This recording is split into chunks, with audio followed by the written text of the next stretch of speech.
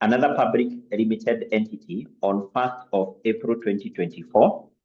So then we are told that the acquisition consideration comprised of an immediate cash payment of 2,400 million made on 1st of April 2024, and a further consideration of 1,331 million deferred until 1st of April 2026. This is what we refer to as the deferred consideration. And then you're told no accounting entries have been made in respect of the deferred cash consideration. 𝐿𝐿 Limited has a cost of capital of 10%. And then you're told on 1st of October 2024, 𝐿𝐿 Limited, together with another entity, entered into a joint arrangement to jointly control 𝐶𝐶𝑠 Limited, a public limited entity.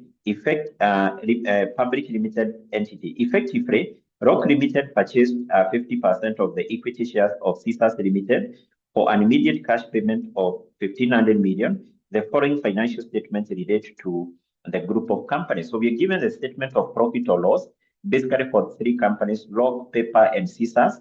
We have the statement of financial position for the 3 companies, that is 𝐿𝐿, Pepper, and 𝐶𝐶𝑠. And then we have some additional information. This was actually one of the simplest questions, which has been tested in advanced level for group account. So we're given additional information. You can see actually the additional information, we're just given like 4 additional information. Then what are we required to do? At A, we're required to prepare the consolidated statement of profit or loss for the year which ended 31st of March 2025, the consolidated statement of financial position as at the same date. Now, before we do that, automatically this is a question for group account. The first thing we need to do is we come up with a group structure. We know the relationship, the nature of investment by the parent company in the other companies. We go through the additional information as we do or maybe we do any working which is necessary. So we go straight to the workings, and basically the first working here will basically be to come up with a group structure. To come up with a group structure. That's the first thing you always need to have in any question for group accounts. The group structure. So where do we have the information about the group structure? This information, we have it within paragraph 1. Let's go back to paragraph 1 of our question, and we are told the company which is called 𝐿𝐿 Limited, a public limited entity, acquired 80% equity shareholding in a company which is called Pepper.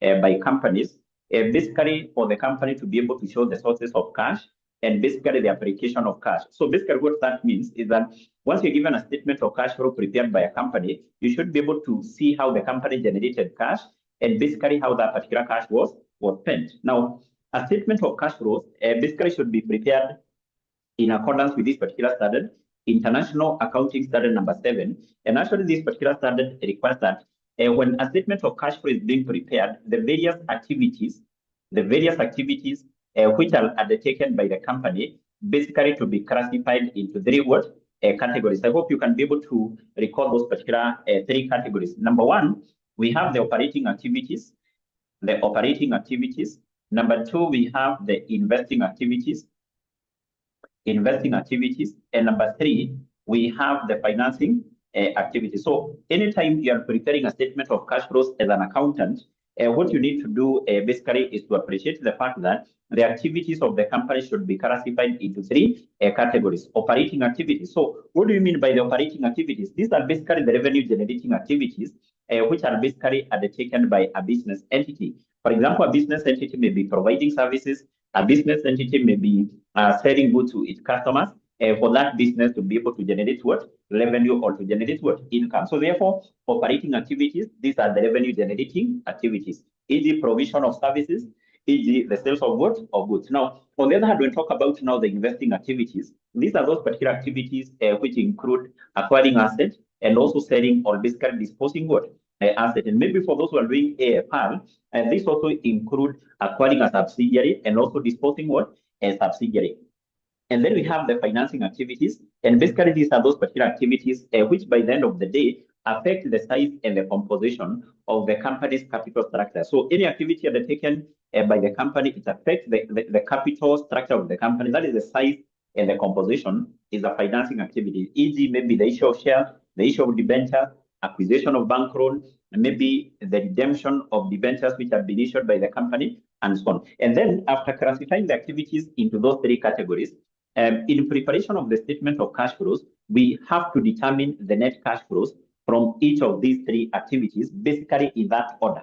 We determine the net cash flows of a company in that order. How do we determine this particular net cash flow? So to determine this, we take the cash inflow. Basically, when we talk about the cash inflow, this refers to any money which is flowing into the business. Like once the company sells an asset, the company receives money. Once the company issues shares or basically debentures, the company receives money. So the money which is received or money coming into the business, we basically refer to that as a cash inflow. The other rule is that when preparing the statement of cash flow, any amount which is a cash inflow, we record it in our statement of cash flow as a positive. As what? As a positive. So we take the cash inflows and then to this we less the cash what? The cash outflows. So the cash outflows basically, this refers to any cash which is flowing out of the business. And the rule is that anytime you are preparing a statement of cash flow and you come across an amount which is a cash outflow, then you record it as what? As a negative. So therefore, to determine these net cash flows, we take the cash inflows as positives and then we less cash what? Cash outflows. So basically we deduct the cash what? Cash outflows. That's why we are saying cash outflows. We record them as what? As negative. So by the end of the day, we will be able to get the net cash flow from operating, investing, and also what? Financing. So maybe the other thing you need to remember very fast is that when preparing the statement of cash flows, basically we have two methods which can be used to prepare a statement of cash flows, or in other terms, to present a statement of cash flows. We have the direct method and also we have the indirect what? Method. And actually, the difference between those two methods, that is the direct method and also the indirect method. Indirect method is basically how we determine the net cash flow from operating activities. That is the only difference. How we determine the net cash flow from operating what? Activities. That is actually the difference between these two methods. So under the direct method, basically, we determine the net cash flow from operating activities using a direct approach. Basically, we go to the cash book prepared by the company. Number one, we take into account the cash received from debtors or customers, which is basically a cash inflow. Then to that, we less the cash paid to the suppliers or creditors. We also less the cash paid for operating what? Expenses. We also less the tax paid and the interest which was paid. We will be able to get the net cash flows from the operating activities. That is now using the direct what? Method. Now, under the indirect method, we compute the net cash flows from operating activities using what? Using an indirect approach. And actually, what we do under the indirect method, we take the profit before interest and tax, and usually we are adjusted with three items. The non-cash items, which were added or deducted in arriving at net profit. Number two, the changes in working capital, basically where we consider three items of working capital: receivable, inventory, and payables. And also we adjust that profit with any investing or financing activity item which was added or deducted in arriving at net what? A profit. So basically, I think that is the first thing you need to remember as far as the statement of cash flows is what is concerned. And I think with that particular quick recap, I want us to go straight to a question. And there is a question which has already been shared in the class chat box, maybe for those who are joining us right now. So there is a question which has already been shared in the chat box. So if you can be able to see that question, please confirm that is the question you want us to do. Can you be able to see that question, those who are just joining? If you can be able to see that question, please confirm that is the question I want us to do.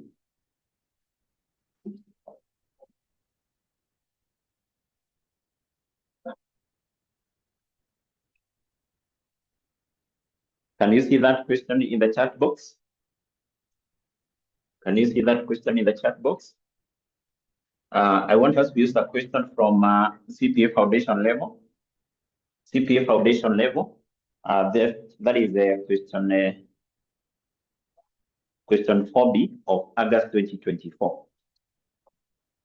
Yes, so can someone reshare that question afresh? Evans, please reshare that question afresh. Reshare that question afresh. Reshare the question afresh.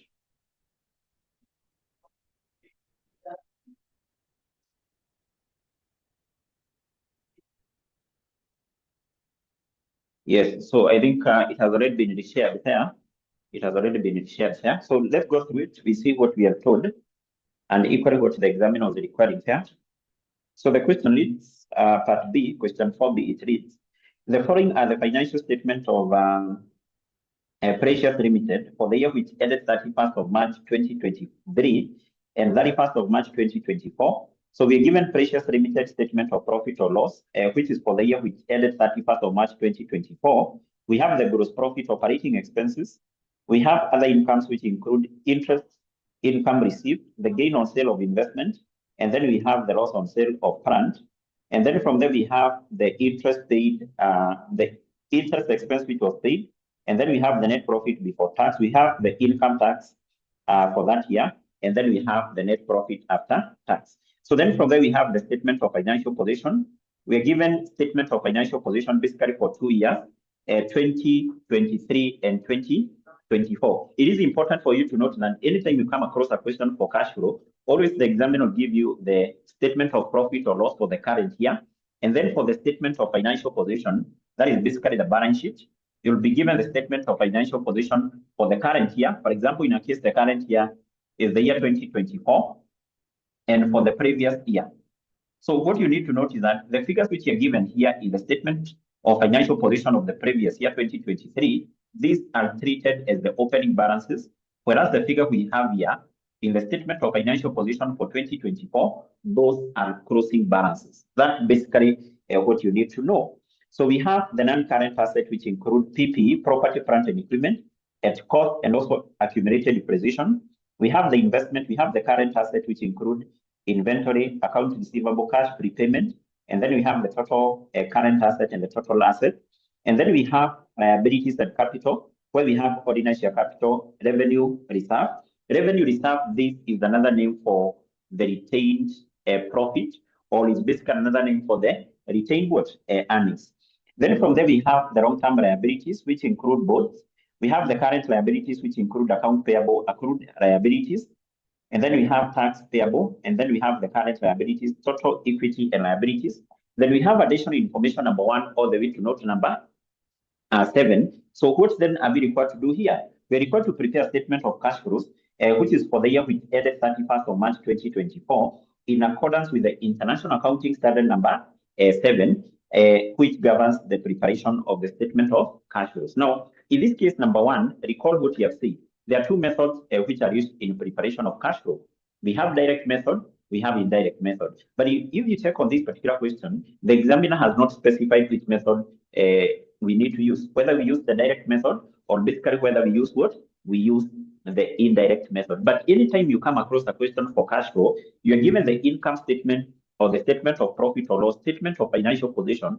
If the examiner is not specific on which method to be used, always use the indirect method. So the indirect method basically has so many free marks when it comes to computation of the cash flow from operating activities. So that is the first thing you need to do. The other thing, assuming this is a question you are doing in an examination setup, it is not advisable to start with the workings, because this where or what make majority of the students to fail in these particular questions. So how do you get free marks, or basically what you refer as the low-hanging fruits?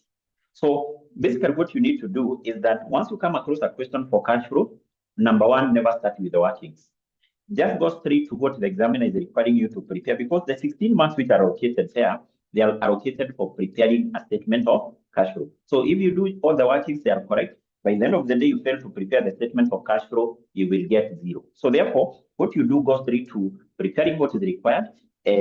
Basically, any working which you do it per need basis. You are doing a working to determine an item to be posted in the statement of cash flow. So therefore, what we do, we go straight to preparing what is required. And actually, we need first of all to have the title. So the name of this company is Precious Limited. Precious Limited. And basically this is the statement of cash flows. The statement of cash flows. And basically for the year, which ended 31st of March 2024. 31st of March 2024. Obviously, you must have the title. You must have the title of what you're preparing. And then from there, you need also to remember, in preparing this particular statement of cash flows, we have to determine net cash flow from 3 activities. So can you have those particular 3 subheadings? So basically, always, we start by determining the cash flows from operating activities. That's basically what we know. We start by determining the cash flows from operating activities. So here we need to have 2 columns, and I hope you can be able to see that if you go back to that question, all our figures are given. The figures in the income statement or the statement of profit or loss, the figures in the statement of financial position, they are given in thousands of shillings. So you need to have 2 columns here like that. So then from there, you leave some enough space here, because when computing the cash flow from operating activities, we have so many items which we record here. So leave enough space. And then from there, you have the other subheading for basically determining the cash flow from what? The cash flow from investing activities. And basically, remember in this case, we have said investing activities are those activities which involve acquiring assets and also selling assets. So what we record here are the assets which were acquired, the assets which were purchased, and the assets which were sold. So we don't have so many items which we record here. Leave just enough space, not a big one. And then from there, we have the other subheading for determining the cash flow from the financing activities. And actually, all the items which we record here, we get them from equity and basically the non-current liability section of the statement of financial position. All the items which we record here, we get them from the balance sheet, specifically at the equity and non-current liabilities. And then down here, we come and we record something known as the cash and cash equivalent. This is cash and cash equivalent, a balance, a brought down, and also we record the cash and cash equivalent, a balance carried what? Balance carried down. Balance carried what? Balance carried down. That's the first thing you need to have anytime you come across this particular question for what? For cash flow. Anytime you come across this particular question for cash flow. And then having that now, I want we proceed and we look on how then do you get the low-hanging fruits. So there are the low-hanging fruits. Remember, we have said that these are the free marks. These are the marks basically you get without any working, without any what? Any working. So basically the first thing I advise my student to record is this: cash and cash equivalent at the start and also at the end of the year. So what do you mean by cash? Cash, basically, you can be able to recall, this is cash in hand, cash at bank overdraft, and then cash equivalent. These are the short-term investments. The short-term what? Investment. So basically what we need to do is we go to our statement of financial position under the current assets. We check whether we have cash in hand, cash at bank, short-term investment, and then still we will go to where we have current liabilities. We check whether we have a bank overdraft. So can we do that? The first thing, we go to the statement of financial position, specifically under the current asset. So under the current asset, can you tell me which item of cash and cash equivalent do we have there? Which item of cash and cash equivalent do we have under the current assets? So tell me which item of cash and cash equivalent we have there. Which item of cash and cash equivalent do we have? Do we have under the current assets? Type it in the chat box. Yes, I'm told the first one is basically cash. Is actually what? Cash. You also check, do we have bank balance? No, we don't have bank balance. Do we have any short-term investment there? No. So therefore, and remember what we have said, that we are given statement of financial position for 2 years, 2023, 2024. So the balances we have here, these are opening balances. In other terms, these are what we refer to as the brought down. Then brought what? Down. Whatever we have here, these are closing balances. This is what you refer as the current what? Down. That is also very, very important. Very, very important. So therefore, what we have is cash.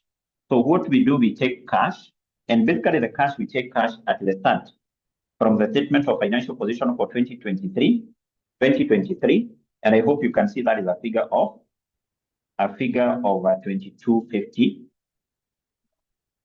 2250. And then from there, we go to where we have the current liabilities. We check, do we have a bank overdraft? So at the current liabilities, do we have a bank overdraft? Yes or no?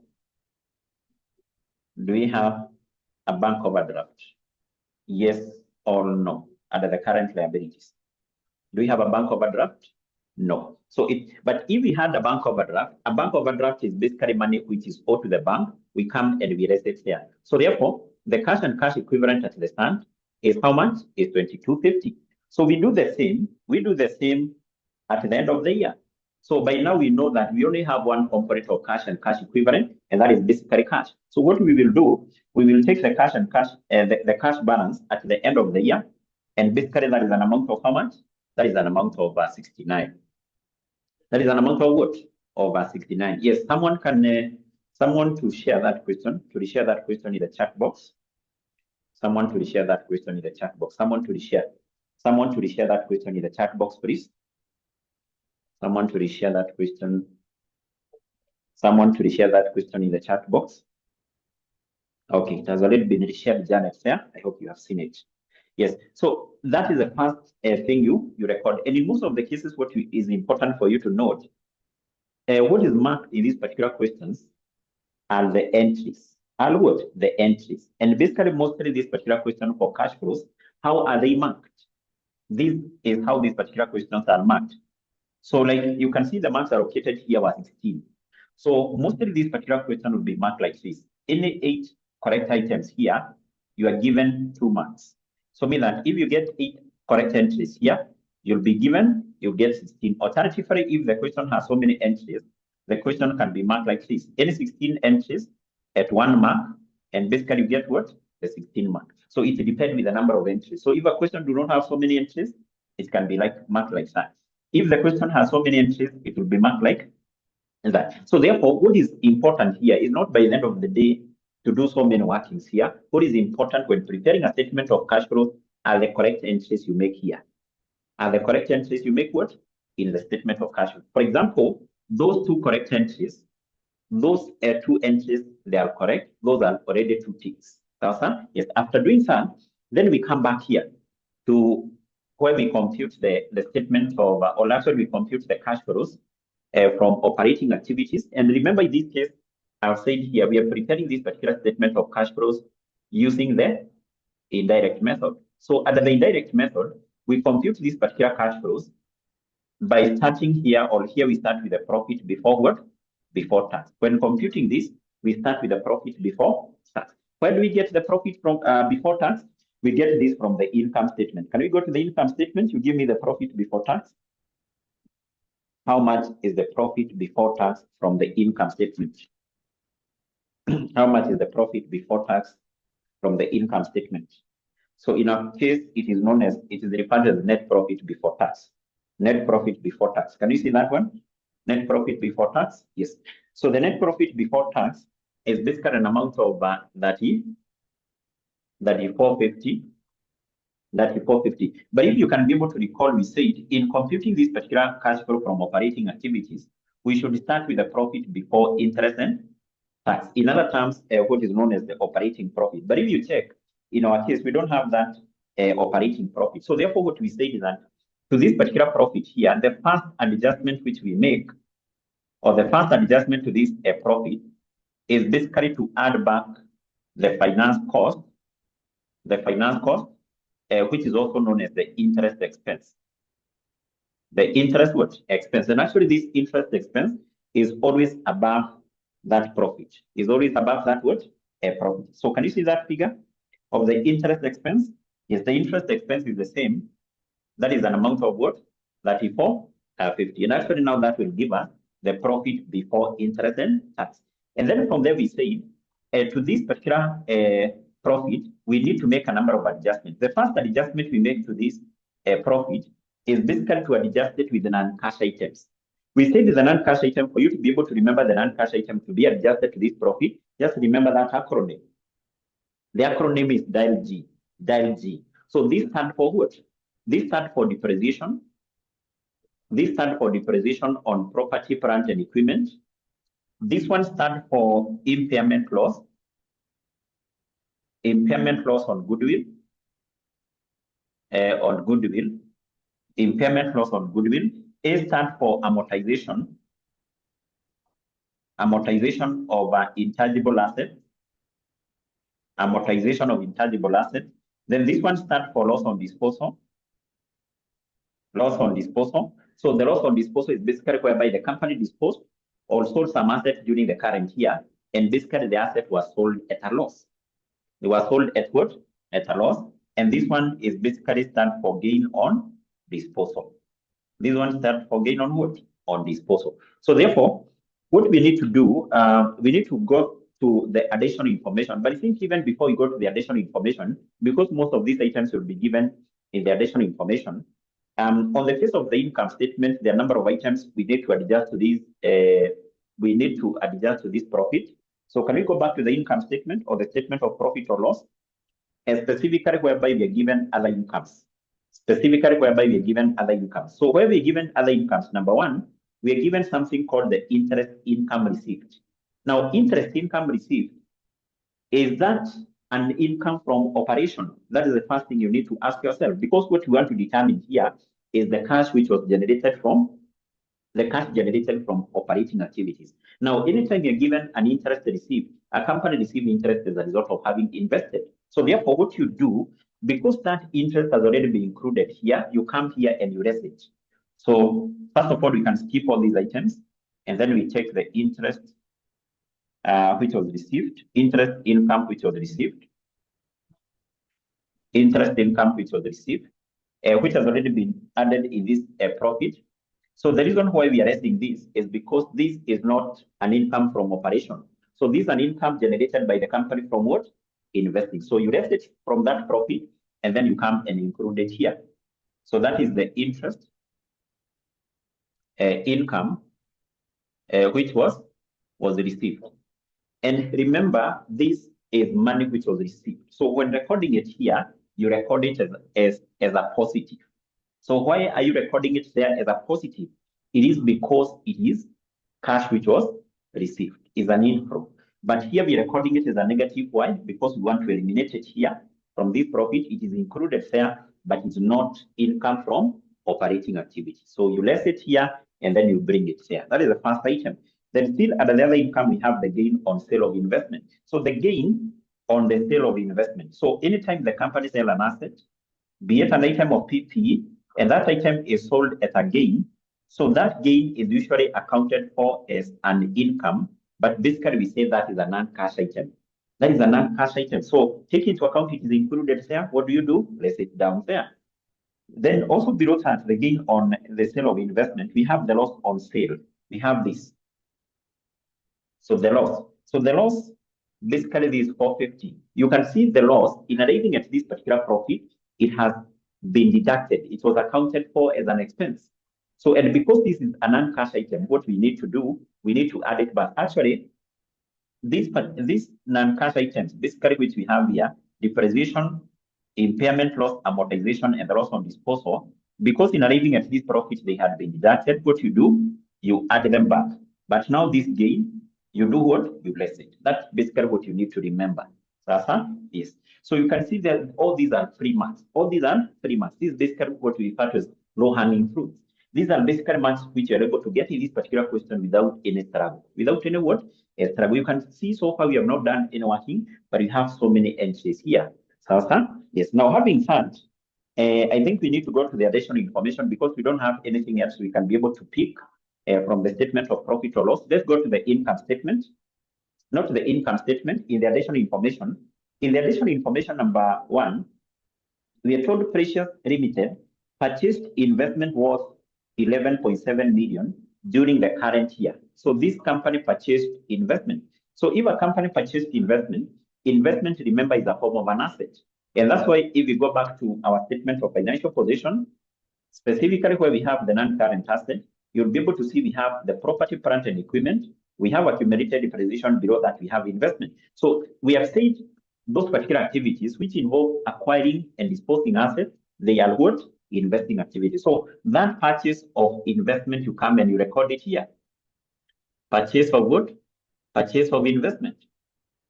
Purchase of investment. So the investment which were purchased were 11,700. And I hope you can be able to remember, in all the figures we are given in the income statement of financial position, the last 3 zeros are omitted. So anytime you're taking a figure from the additional information, you must do the same, omit the last 3 zeros. Then you also need to remember our rule here. When preparing the statement of cash flows, we have said this rule is very, very important. This rule is very, very important, that any amount which is a cash inflow, any amount which is a cash inflow, we record it here as a positive. Any amount which is a cash outflow, we record it in our statement of cash flow as what?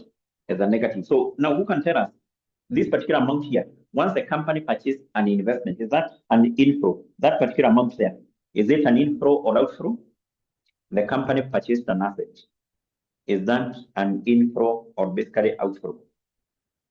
Inflow or outflow? Who can tell us?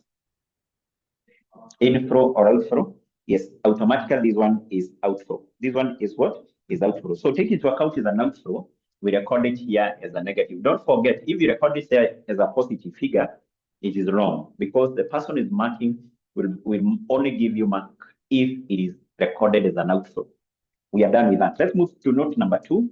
We are told the company sold a new investment that had cost 13.5 for 15.3 million. So we have sale of investment.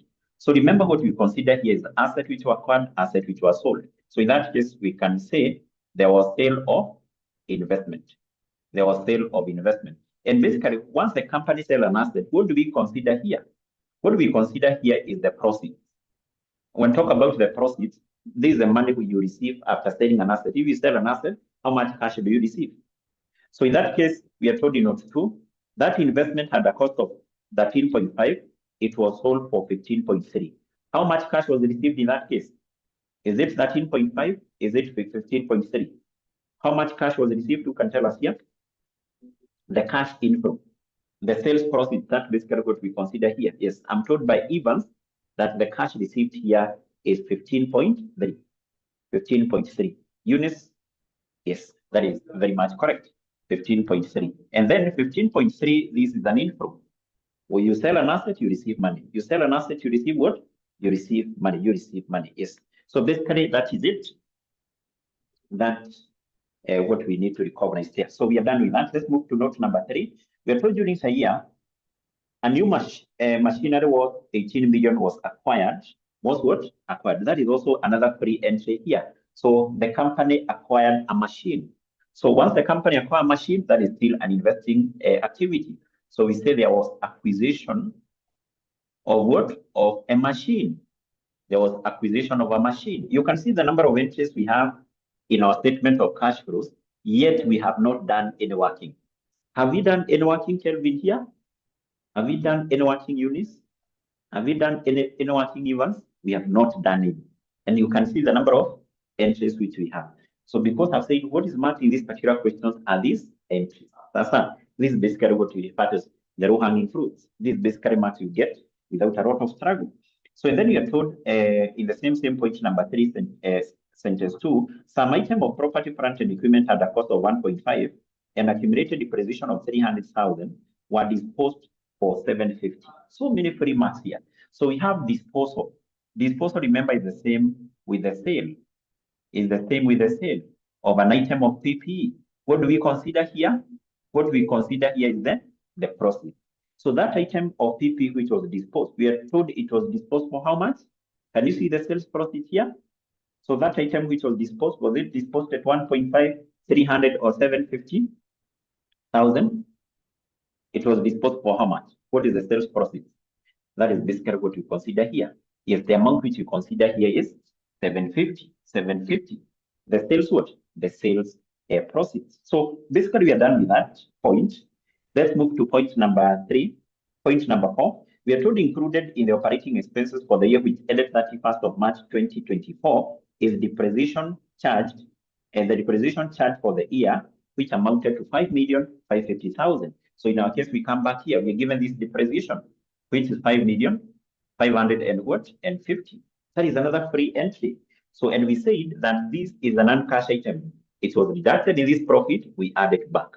That's why we say this part, these 4 items there, we add them to the profit. So we are done with that. So we move to point number 5. We are told the company issued bonds worth 15 million at a face value in exchange of a current asset on 31st of March 2024 and repaid bonds worth 7.5 at the face value, at the face value. Now in that case, we are given 2 transactions. In one point. One, we are told the company issued bonds. Bonds are basically the same with the debentures. So bonds are the same with the debentures. So mean that if you go to the balance sheet, to the statement of financial position and the non-current liabilities, you should be able to see bonds there. And I hope you can see that in our statement of financial position and the non-current liabilities, we have both. Bonds are basically the same with debentures. We are told that there were some bonds which had a value of 15 million, which were issued in exchange of a current. Let me first of all ask, is this, or do we have any movement of cash there? The moment the company issued bonds in exchange of an asset, do we have any inflow or outflow to the company? Do we have money flowing in or money flowing out? You issue bonds, you receive an asset. You issue bonds, you receive an asset. Is there any movement of cash there? There is no movement of cash. So therefore, what is important to note is that when preparing a statement of cash flow, actually from our definition, I said, it is prepared to show the sources of cash and the application of that cash. How was the cash generated by the company utilized?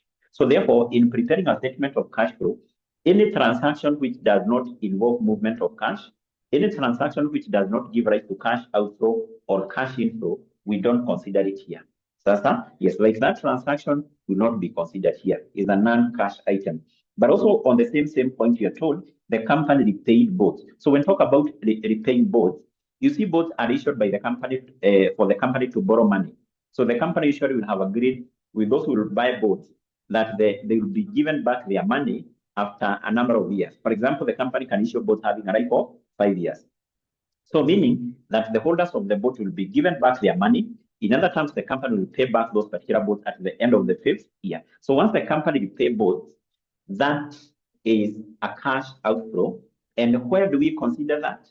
We consider that here. That's why we said all the items which you record here, we get them from equity, non-current liabilities. We know both are part of the non-current liabilities. So here we will come and we say there was a repayment of bonds.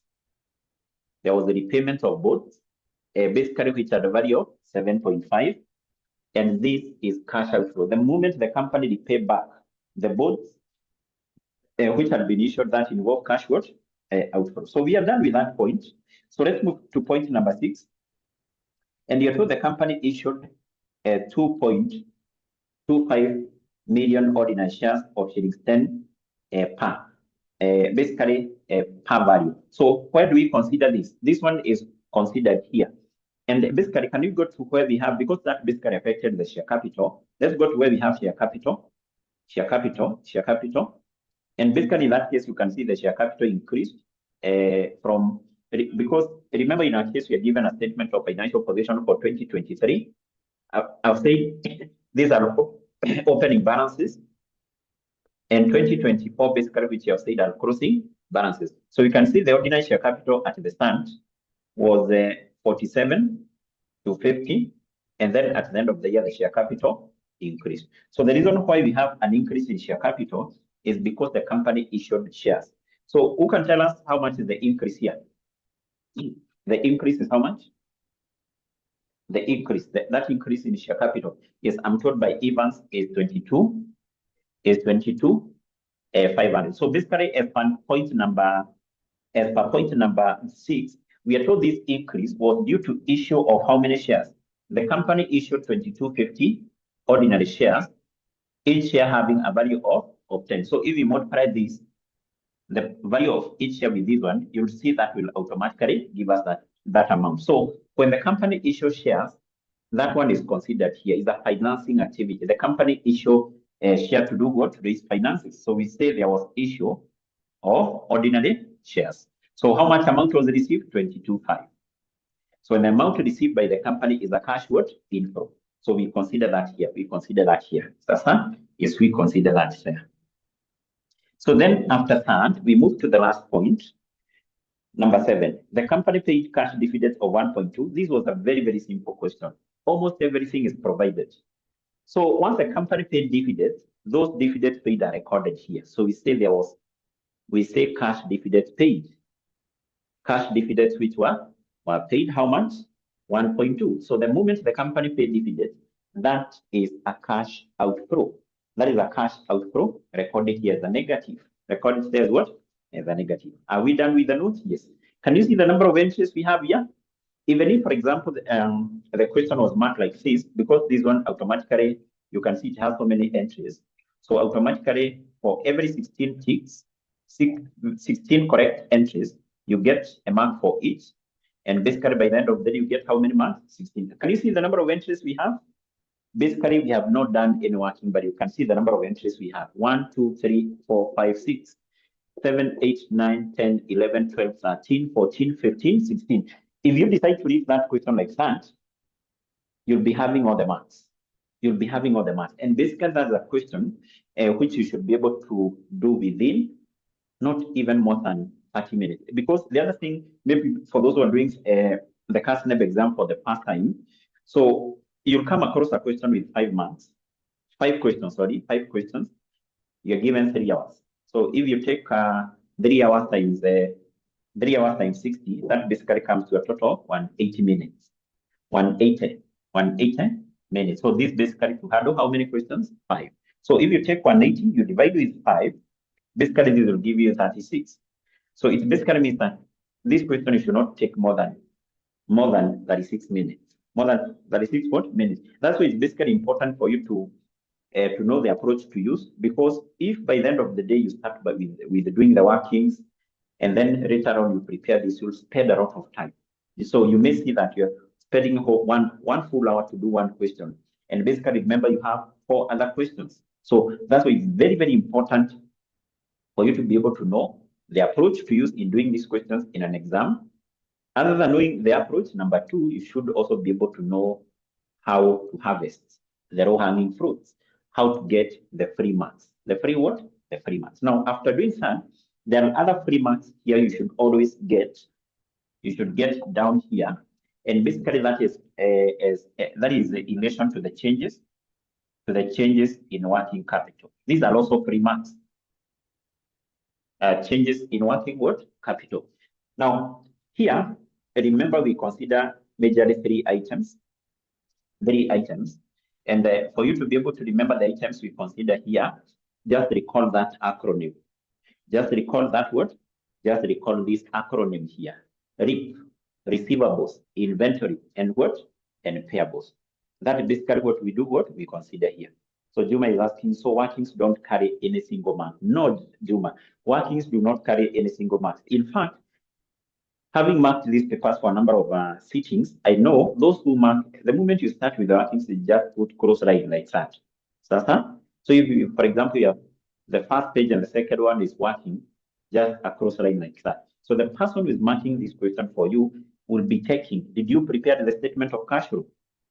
And now, if you prepared this, he will come and check these correct entries. So that's where the marks are. Never start with workings. Those workings, by the end of the day, they do not earn you any marks. They just consume a lot of your time. And I've said any working you are doing here, do it per need basis. You are computing an item to be posted here.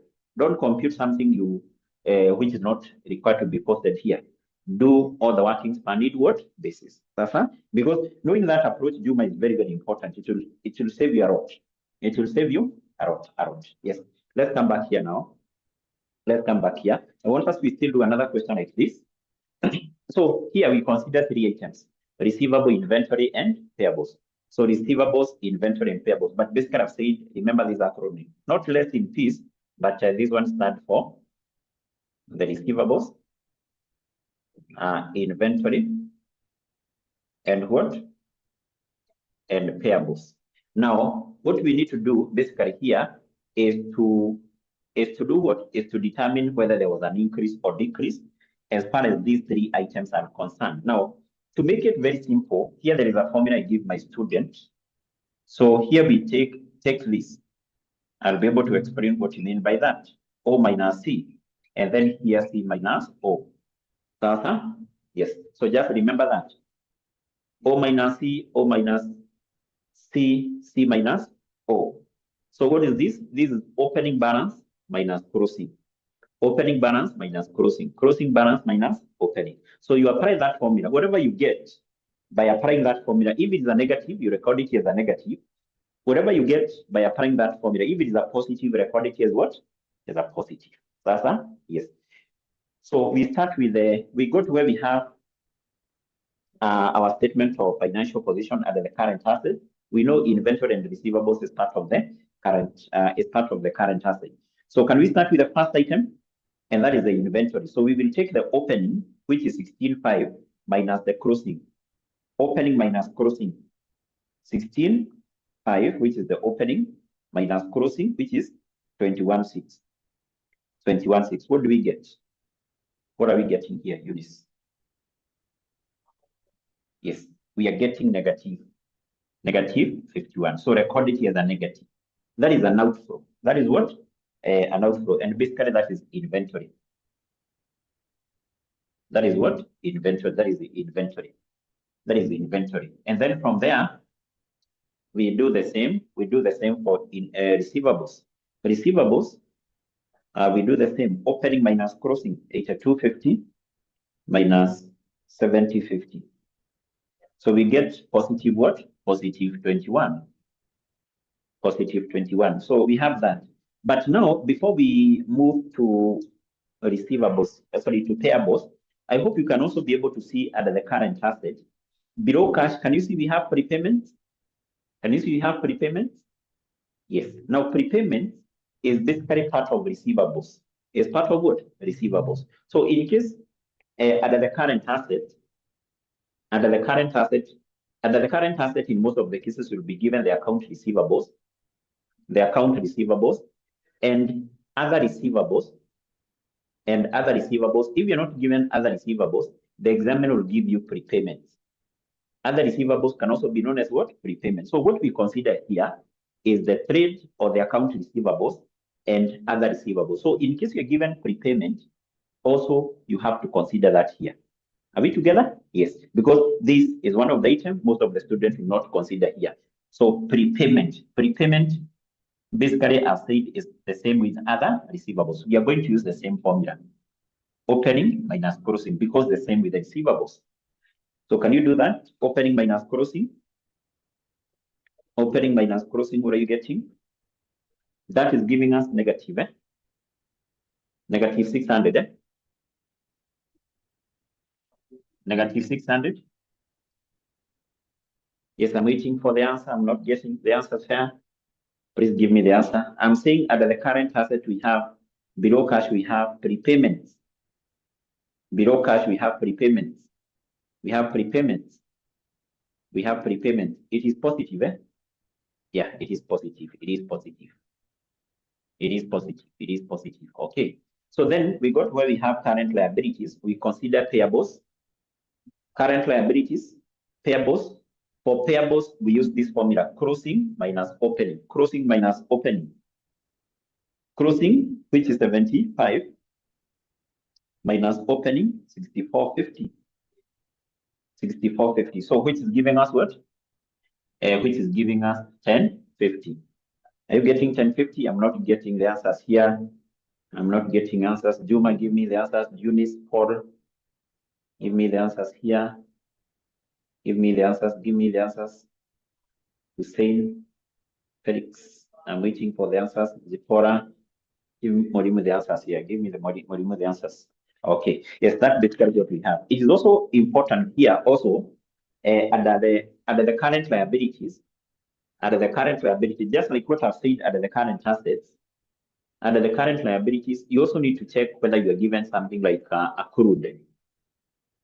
accrued expenses or maybe accruals. Accruals. So what else do we have there? We have, yes, there is something also we are going to consider here, and that is accrued liabilities. Now, the accrued liabilities, that one is the same with the accruals. So, yes, other than considering the payables, you also consider other payables. Other payables can be accruals or maybe accrued expenses. So we also consider that here, and that is the accrued liabilities. Accrued liabilities. Accrued liabilities, we use the same formula here, this one, closing minus opening. Closing minus opening, closing 18 minus 1350, which will give us what? 450? 450, is that what you're getting? 450? Yes, 450, which is basically a positive. That's what we consider there. Then I think we're almost done. Two other items which are also important here. Number one is the tax paid. The tax paid, and number two, the interest or the finance cost which was paid. Now, for the tax which was paid, this one we need to do some working.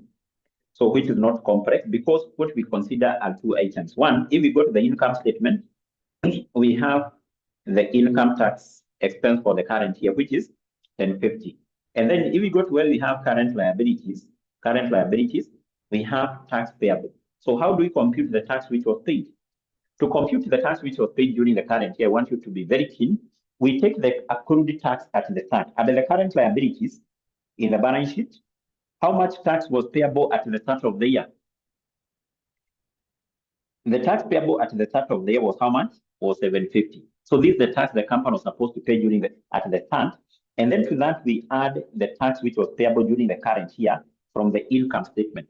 From the income statement, our company was supposed to pay a tax of 1050. So this is the total tax the company was supposed to pay during this year. And then the tax which are not being paid at the end. The tax which are not being paid at the end is what we have in the balance sheet under the current liabilities, and the tax which are not being paid was 450. It basically means that the difference here is the tax which was paid. So this will give us tax paid of how much? I've taken the tax the company was supposed to pay at the start, the tax the company was supposed to pay during the current year, and then I've deducted what are not being paid at the start. And basically that will give us what? 1350. And then for the interest which was paid, this one I think is quite straightforward. You consider two items, the interest expense in the income statement, which was this one, and still you go to where we have current liabilities, you check, do we have any accrued interest? In case we have accrued interest under the current liabilities, you use the same approach we have used for tax there. You should take the accrued interest at the start plus the interest in the income statement, this one, minus the accrued interest at the end, which basically give us what? 3450. That is basically the tax which was paid. Not the tax, rather, the interest which was paid. And in our case, we are done. That question, don't even bother trying to add anything. Don't bother adding anything. The person who is marking your paper will be interested with these entries which we have here. He will be interested with these entries. So he will mark these entries. These what? These entries which are here. These entries which are here. These are the entries which will earn you the marks like that. Not even the workings. Not even the workings. So that is basically what will be marked. And therefore, as you practice, can you try to use this particular approach here? This basically will save you. This will do what? Will save you in an exam. This will save you in what? In an exam. I want us to do another question. For cash flow. Another question for cash flow. For cash flow, we can pick another one, just a random one. I want us to go to the question for August 2023. August 2023,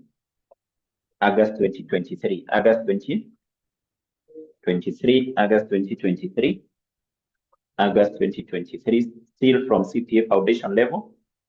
still from CPA foundation level. CPA foundation level. CPA foundation level.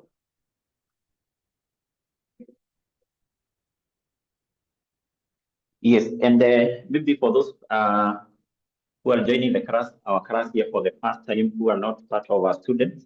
So our block revision actually started today. This should be our first class for revision for financial accounting, and yes, financial accounting. So if you know of a colleague who is basically preparing for August 2025 exam, is not well prepared, you can basically talk to him or her to join us, to join our revision. Right now we have an early bird discount. Basically, if a person pay for our blocks, we are just charging as low as 1,500 per word per unit. So basically, this will help you in terms of accessing our revision for the next 4 weeks. So our revision classes will take place from today, which is basically is 21st of August up to 16th. This is the 21st of July up to 16th of August. So basically, this will be a 4-week marathon for revision classes. So if you know someone who is preparing for this exam, the August exam, is not well prepared, or maybe he wants to prepare, so you can talk to him or her basically to join our revision classes. I've said we are charging 1,500 for all the units, but maybe for those who are doing BDA, Business Data Analytics, this is an exit paper in CPA. For that paper, we are charging 2,000. That is an early bird discount. It will expire tomorrow. So if you take the advantage of the discount, basically that will be better. So from tomorrow, the amount now will go up with 500. So that question has already been shared here by Evans. August 2023, which is question number 4. August 2023. Question 20, question what? Question number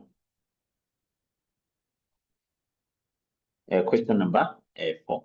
So what are we told here? The question is, we are told the following information was extracted from the financial statements of Biashara Limited for the year which ended 30th of June 2023, 30th of June 2023, 30th of June 2023. So we are given the statement of financial positions here. That is the statement of profit or loss for the year which ended 30th of June 2023. And then we have the statement of financial position for 2023 and basically 2024. So in that case, we have said 2022, the figures given there are opening balances. 2023 are the closing what?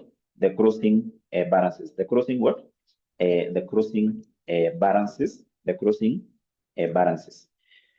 So we have basically that statement of financial position. We have the additional information, number 1 all the way to note number 5. So what are we required to do here? We are required to prepare the statement of cash flows for the year which ended 30th of June 2023 in accordance with IAS 7.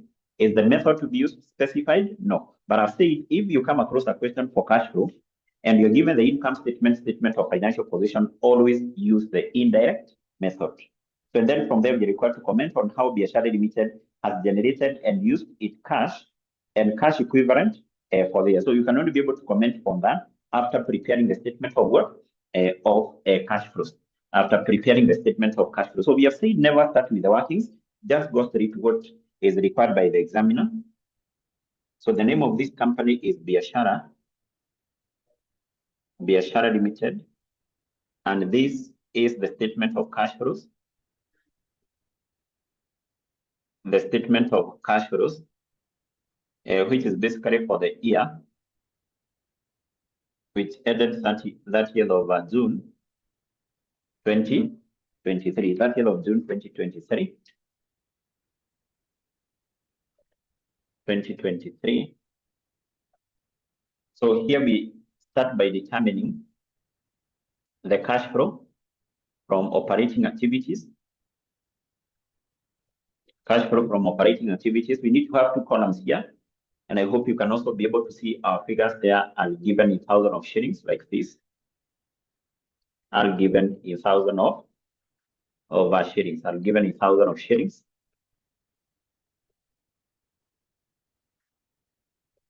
Yes, so we have said we leave enough space here.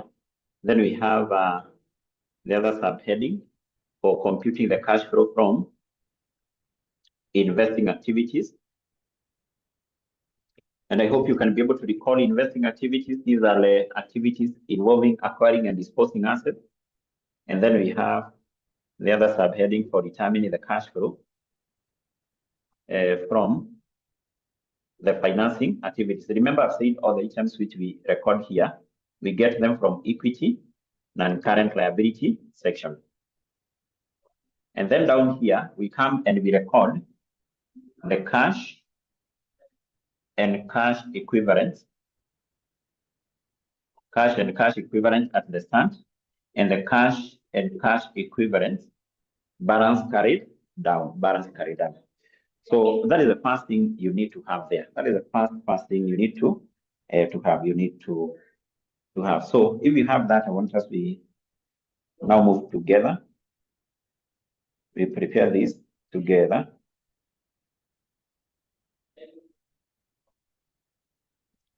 So do you have that format with you?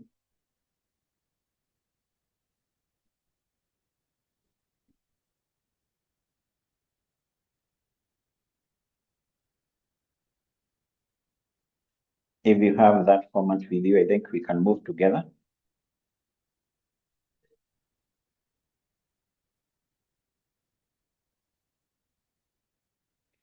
Do you have that format? Do you have that format with you? If yes, type that in the chat box.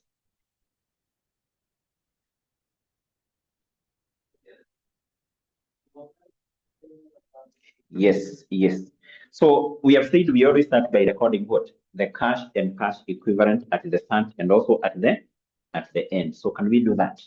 We go to where we have the current assets. In the statement of financial position, we determine how much was the cash and cash equivalent at the start and also at the end. I've said we consider a number of items: cash in hand, cash at bank, short-term investment. We go to where we have current liabilities. We see whether we have a bank overdraft. So under the current assets, so I can see we have short-term investment. That is the first thing we need to consider here, short-term investment. The short-term investment at the start. Remember, 2023 is the current year. These are the closing balances. 2022, these are opening balances. That is very important. So the short-term investment at the start is 50/40. So below that, we have cash in hand, which is 25/80. And then we go to where we have current liabilities down there. We check, do we have a bank overdraft? Yes or no? Yes, I can see we have a bank overdraft.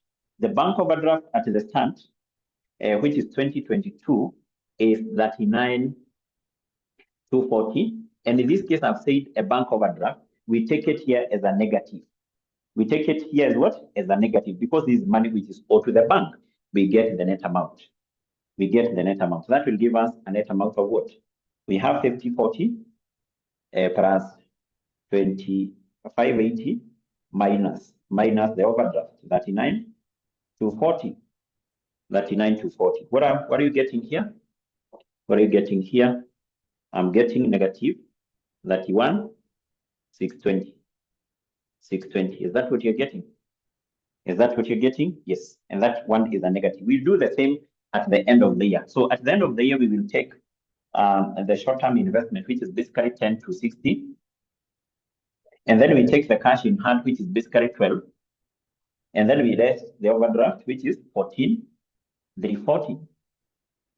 14,340, we get the net, and that is the cash and cash equivalent at the end. So 10 to 60 plus 12 minus 14,340.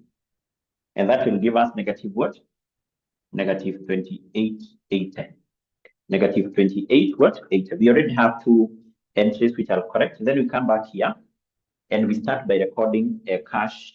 That is not cash, rather the profit before what? The profit before tax. What is the profit before tax from the income statement? The profit before tax from the income statement, I hope you can see that, is a figure of 14,400. I hope you can see that. Then we make a number of adjustments to this profit. And the first adjustment we make to our profit we said is to add back to the finance cost, or basically to add backward the interest. The interest. That is the first thing you need to remember, which is basically just above this.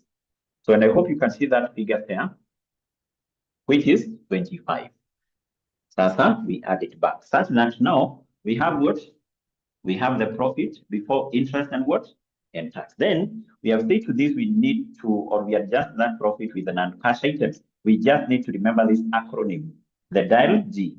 This stands for depreciation on property, plant, and equipment, PPE. This one stands for impairment loss. Impairment loss on goodwill. And basically this one stands for amortization. Amortization of intangible asset. Amortization of intangible asset is the decrease in value of intangible assets. And then this is loss on disposal. Loss on disposal. And then this one is the gain on what? On disposal. So we have said these past 4 items. This one, we add them to the profit, but this one we do what? We less. So on the face of the income statement, do we have any of those items on the face? Like the other question.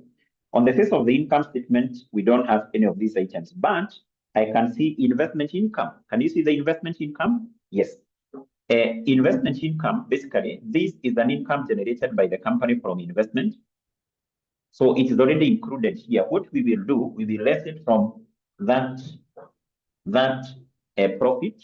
Why are we lessing it here? Is because this is not an income generated from operation.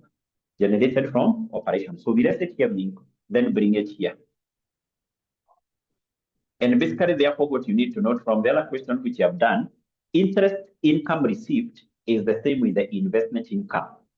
Investment income is the same with what? Interest received. That's that? Yes. So you bring that here. It's an amount of how much? 15. So then from there, we don't have anything on the face of the income statement. Can we go to the additional information? Let's go to the additional information. In the additional information number 1, we are told the revaluation reserve relates to freehold land. So if you're given told revaluation reserve, these are components of equity. If you go to the balance sheet and the equity, you should be able to see that. But it's also important for you to note that if there was some asset, for example, which were revalued upward or downward, we don't consider that here because that is an non-cash item. So we are not even concerned with that. Let's go to note number 2.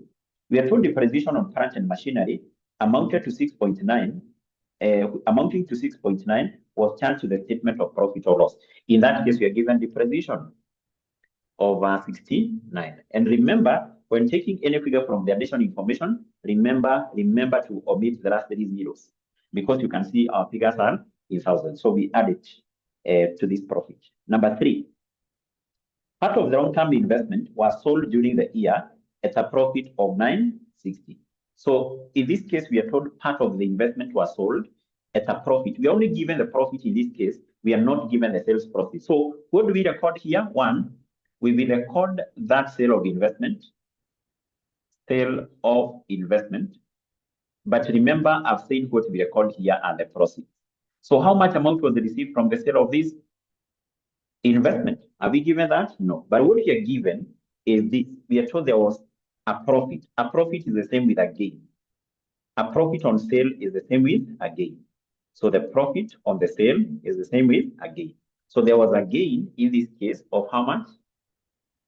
Over 960. So that gain, this one we less it from that profit. But even before we move to the other point, number 4, can we be able to know this investment which was sold? It was sold for an amount of how much? Can we go back to where we have non-current assets? Non-current assets. Non-current asset. How many assets do we have there? We have 3. Freehold land, plant and machinery, investment. Automatically, because investment was sold, the value for investment reduced. Can you see that? The investment at the start had a value of 22.5, and then that reduced to 21.6. Can you give me the reduction? Give me that reduction in the value for the investment. And then I will be able to explain how do we compute the sales profit. How do we compute the sales profit? So the value for investment reduced with what? The value for the investment reduced with what? The value for investment reduced with what? The value for investment reduced with 900. It basically means that this investment which was sold had a value of 900. They had a value of 900. The company sold the investment having a value of 900. This is the value for the investment. But by the end of the day, we are told the company made a profit of 960. So that is the profit, made the profit of 960, made the profit of 960. So in this case, can we be able to know our investment was sold at how much? If you have an asset having a value of 2 million, and then you sell it to make a profit of 1 million, you sold that asset at an amount of how much? You have an asset having a value of 2 million, but you sold it, you made a profit of 1 million. So you sold that asset at an amount of how much? That asset was sold at how much? Very simple. If you have an asset having a value of 2 million, you sell it, you make a profit of 1 million. Automatically, you sell it at 3 million. The same concept you're using here. So this investment was sold at its value, 900, plus the profit. So this one was sold at 18.60. So that is a cash inflow because this money received from the sale of the investment. So let's go to note number 4. We are told during the year, the plant with a net book value of 4.5 was sold for 8,820,000. And then you're told it had an original cost of 18. So what we are interested with here is the amount which was received from the sale. Remember, anytime the company sell an asset, you consider here. We say there was a disposal. Disposal is the same with the sale of a plant. What do we consider here? We consider the proceeds. It was sold at how much? It was sold for 8,820,000. So that is the what? That is the proceeds. That is sales proceeds. Also, if you can be able to recall, we say that anytime the company sell an asset, you have to determine, was the asset sold at a gain or at a loss? So we said, if you can be able to remember, my student for FA, we said you need to prepare a disposal account, though it's not a must. Once the company sell an asset, for you to determine whether it was sold at a profit or at a loss, just take the sales proceeds. Just take the sales proceeds. The asset was sold at an amount of how much? You less the net book value, which is also known as the carrying amount. In that case, we know that item was sold at 8,820. I hope you can be able to see up there, minus its net book value. We are not given the net book value, but basically, yes, we are given the net book value actually. The net book value is given, which is 4.5. 4.5. So you can see automatically that asset was sold at a profit. Because we said by applying this formula, if you get a positive figure is a profit or a gain. If you get a negative figure is a loss. Is a loss. So how much is the profit here? The profit in other terms known as the gain. The profit or the gain is how much? 8,820 minus 45. Yes, we have a profit of 43.20. So this is a profit, or in other terms, is a gain on the sale. Is a profit or is a gain on the sale of a plant. Now, that should also be captured here because you can see the company sold 2 assets. There was what? There was a gain on both. So that gain, so remember this is a gain on sale of investment. And then we have gain on sale of plant. So the gain on sale of plant is 43.20. We also less it from our profit because in arriving at this profit, it was added, but it's a non-cash item. It's a non-cash item. So we are done with that point. Let's move to point number 5. We are told the following balances were extracted from the statement of changes in equity for the year which ended 30th of June 2023. So this is basically the change in the retained earnings. So we're given the retained earnings at the start, the profit after tax, the interim dividends which were paid, the final dividends which were proposed, and the balance. Now, from that information, what we are going to consider here is basically the interim dividends which were paid. If the company pays some dividends, and basically talk about the interim dividends, these are the dividends paid by the company in the middle of the financial year. If the year starts January, end in June, maybe the company in course of that year paid some dividends. That's basically what we consider here. So the dividends which were paid. That is basically 900. The dividends which were paid, the interim, but you can see we have other dividends which were proposed to be paid. So the proposed dividends were not yet paid. They were 27. But I think you have now to compute the final dividends which were paid.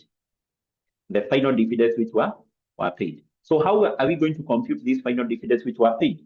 We are going to use the same concept which I've explained in the other question for computing the tax paid or for computing the interest paid. Now, if you go to where we have current liabilities, can you go to where we have current liabilities? Current liabilities. And the current liabilities, you'll be able to see proposed dividends at the start, at the end, in the balance sheet, and at the current liabilities. So we are going to use the same concept we have used in the other question. In the other question. So yes, thank you for that. I'm told it is not that figure Morimo is speaking here. No, I hope maybe you're asking about this one. I hope you're asking about this one. Are you asking about this figure? Yeah, the gain? Yes, the gain should be a negative. And this one should be deducted from our profit. I hope you did the same for this. Any gain on the sale of assets has to be deducted from this. Because this one is already added here, but basically is a non-cash item. We do what? We less it. Sasa? Yes. Now let's come back here and we compute the final dividends which were paid. I'm saying we are going to use the same concept we have used in computing tax paid, interest paid. So what we do at the current liabilities, we will take the dividends which were proposed at the start, that is the year 2022, and they were 22.80. These are the proposed dividends the company was supposed to pay at the start. And then we add the proposed dividend for the current year, which we have in note number 5. The proposed dividend for the current year, they have a value of 27. So this will give us the total dividend the company was supposed to pay during the current year. And then we less the dividends which were not yet paid at the end. The dividends not yet paid at the end, you can see they have a value of 27. So can we be able to determine the dividends which were paid? Yes. So it will basically be this one. 22 what? 22.80. We record it there as a negative. So, and I think we are done with the notes. Having finished with the notes, then we come down here and we consider what? The changes in working capital. Never forget to get these 3 marks. Changes in working what? Capital. Because here we have said these are just 3 marks. These are just 3 what? 3 months. So here we just need to recall the acronym, that is RIP, not less in peace, but receivables, inventory, and payables. The receivables, inventory, and what? And payables. So how do we deal with these 3 items? We just need to determine whether there was an increase or decrease. And then we determine is that increase or decrease an inflow or outflow. So I've said just use this formula. Opening minus closing, opening minus closing, and then this one closing minus opening. As simple as that. As simple as that. As simple as that. Juma, I've said the computation of this, we are using the same concept. If you have understood how we have computed the tax paid in the previous question, we are using the same concept. You see, the proposed dividends are the dividends, the proposed dividend are the current liabilities. Those are the dividends which were not paid at the start and also at the end. The proposed dividends we have in note number 5 are the dividends the company was supposed to pay during the current year. So how do you compute the actual dividends which were paid during the current year? You take the dividends the company was supposed to pay at the start, add what the company was supposed to pay during the current year, and then compare that with the dividends not yet paid at the end. Automatically, the difference represents the dividends which were paid during the current year. And that is basically the same concept used in the computation of tax, in the computation of interest. That's that? Yes, the same concept. If you understand that, that will save you for 3 items: the tax paid, interest paid, and the proposed dividend. That's that? Yes. So let's deal with these 3 items. We are going to go to where we have the statement of financial position, and we start by picking receivables. So not receivable, rather, let's start with the inventory. We take opening minus closing. The opening is the figure we have in the statement of financial position for 2022. That is 200 minus closing 300. And I'm getting negative 81. Negative 81. I hope that is what you're getting. That is for inventory, not receivables. Inventory. Inventory here. Yes, so I'll do the same. We need to do the same for receivables. For receivables, we take the opening, which is 46,800 minus closing, which is 36,840. What are you getting? I'm given by Evans 9960, basically, which is a positive, is a cash inflow. Then we have said you also need to check whether you have other receivables or prepayment. Do we have other receivables or prepayment? No. We go down there where we have the current liabilities. Under the current liabilities, we only consider one item, account payable. Account payable, we use this formula, closing minus opening.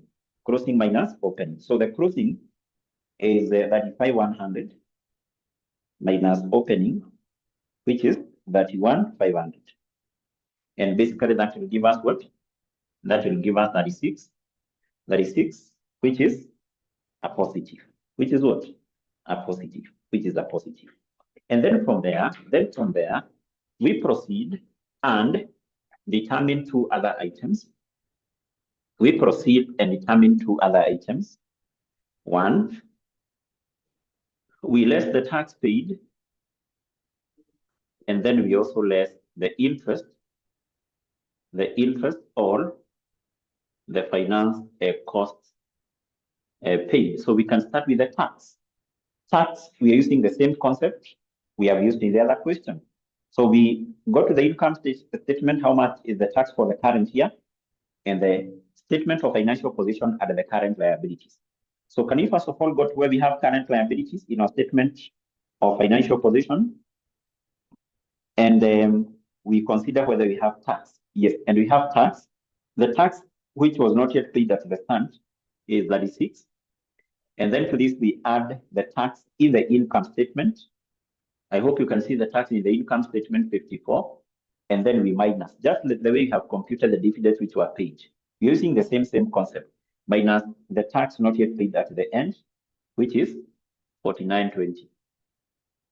So the tax in the income statement is 54. Tax at the start is this one. Yes, so that will give us tax paid of how much? Yes, 48. So we do the same for interest. For interest, you just need to go to where we have current liabilities. You check, do we have any accrued interest under the current liabilities? No. If that is the case, it basically means that the interest paid is what we have in the income statement here. But if we had any accrued interest under the current liabilities, we use the same concept.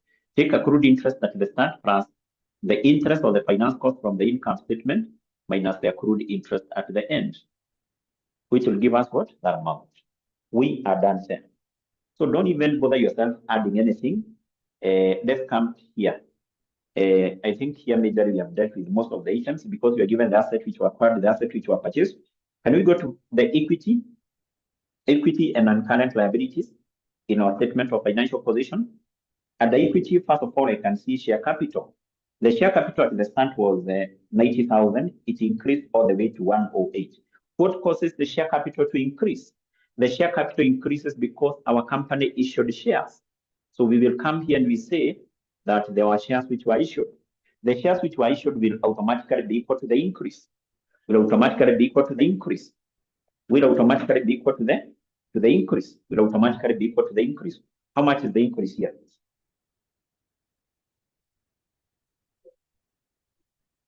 The increase is 18,000. So the shares which were issued by our company, they had a value of 18,000. 18,000, which is a cash inflow. Below that, what do we have? We have share premium. Share premium, did it increase? Yes. What causes the share premium to increase? The share premium basically increases because these shares which were issued, they were issued at a premium. That increase in the share premium represents the money which was received by the company in form of share premium. So you will also come here and you say there was increase in what? In share premium. And basically in this case, the share premium increased with how much? The share premium increased with 45. That also represents money which was received by the company, but in form of what? In form of premium. In form of premium. We are done with that. So below that, we have revaluation reserve. Do we consider that here? No. Revaluation reserve, this changes as a result of revaluation of assets. Once the company revalue assets, either upward or downwards, that is a non-cash item. We don't consider that here. Below that, the retained earnings, mostly that is used in the computation of dividends which were paid, but I think you already have that. Then we go to where we have 10% loan. 10% loan at the start, 32. At the end, that loan reduced. What causes a reduction in the value for the loan? What will make the loan to reduce from 34 million to 25 million? What causes the loan to reduce? What causes the loan to reduce? Who can tell us here? What causes the loan to reduce? The loan will reduce because of repayment. The loan reduces because of repayment. So we come here and we say there was repayment. There was repayment of 10% loan. There was a repayment of 10% what? Loan. So how much was the repayment? Which is basically equal to the decrease. Which is equal to the decrease. Which is equal to the decrease. Is it 9? Is it 9,000? Is it 9,000? Yes. And automatically, the moment the company repays a loan, that involves what? Cash outflow. So if you have taken a loan from the bank, you repay back that loan. That involves cash what? Outflow. That involves cash outflow. That question you debate at that point. Don't even bother yourself adding the totals here. Don't. That is pure wastage of time. The person who is marking your paper will come and check these entries. Will come and check these what? These entries. These entries. These entries. These are the entries basically which will earn you marks. These are the entries which will earn you what? Will earn you marks. And I hope you can see in our case, have we done any working here? Have we done any working? No. You can see all the workings which we are doing. We are doing them inside the bracket here. That will save you a lot of time. Will save you a lot of time. By using this particular approach, number one, I've said you'll be able to finish the question within the time you have, because I've said for you to handle this question, never make a mistake of taking more than 40 minutes. Maybe these questions computation, you can give yourself 40 minutes, because most will come across a theory question. Maybe the time you're taking to do a theory question, maybe you can just reduce it, maybe like to 20 minutes, such that this computation don't take more than 40 minutes. If you take more than 40 minutes, then that is a disaster. That is what? A disaster, because you'll not be having time to handle the other questions. So just pick those low-hanging fruit, those 3 marks, which basically you can be able to get without a lot of struggle, without so many workings. And actually, you can see this question, even if, for example, this is how the question was marked, any 14 ticks at 1, you will see we already have all the 14 marks. All the 14 what? Marks. Because even if you count the number of ticks, 1, 2, 3, 4, 5, 6, 7, 8, 9, 10, 11, 12, 13, 14, 15, 16, 17, 18, 19, 20, 21. So we already have all the marks with us. Yes. So that approach, which I've showed you, very, very important. So as you practice, so can you use that approach? Make use of that particular word approach.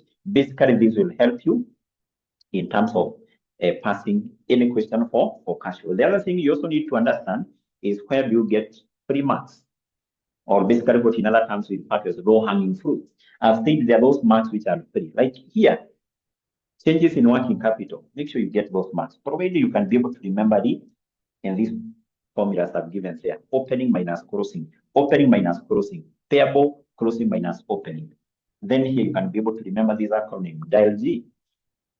Then here you also need to remember that the items we consider here come from equity and current what? Liability. So if you're able to do that, these are questions. Once you come across this question, be assured you'll be able to pass.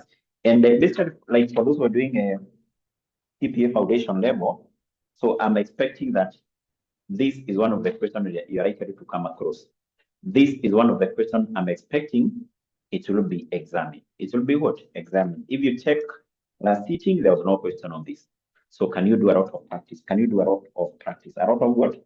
Practice as far as that is concerned. And then there was that other part, part B, comment on how Biashara Limited has generated and used its cash from cash and cash equivalent for the year. Now, basically, for you to be able to do to make that comment, you have to get these net cash flows. For example, you get the net cash flows from operating, the net cash flow from investing, and then the net cash flow from what? Financing. You must get those particular net amount.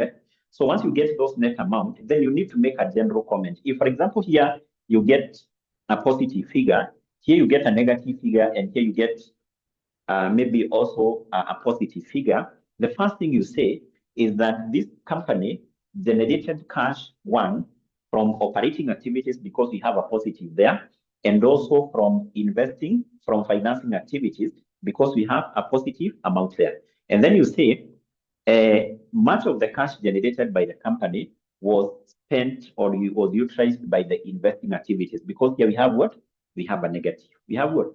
A negative. Other than making that comment that the company generated cash through through operating and financing activities, and the company spent cash through investing activities, you can then be more specific and you say that much of the money which was spent by the company, or maybe much of the money which was generated by the company from investing, from financing activities, it was generated from the issue of shares, because you can see here the company was able to raise a lot of money from the issue of shares.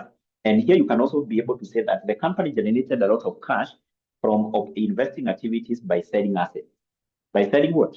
By selling assets. That is the comment. That is basically what you are expected to comment on. First of all, you must get the net cash flows from the three activities, and then make a general comment on which activities generated cash, which activities utilized the cash, and then you can also be more specific. You can be more what?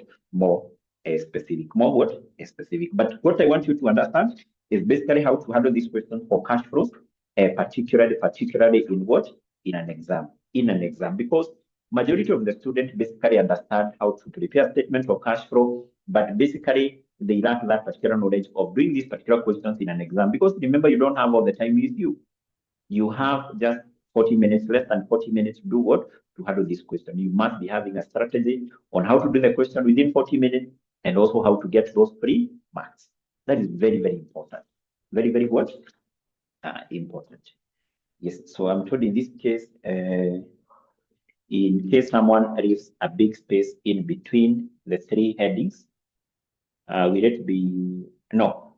Basically, no. That will not have any problem. But basically, by then, by the end of the day, once you do a lot of practice, you should be able to know the space to leave here.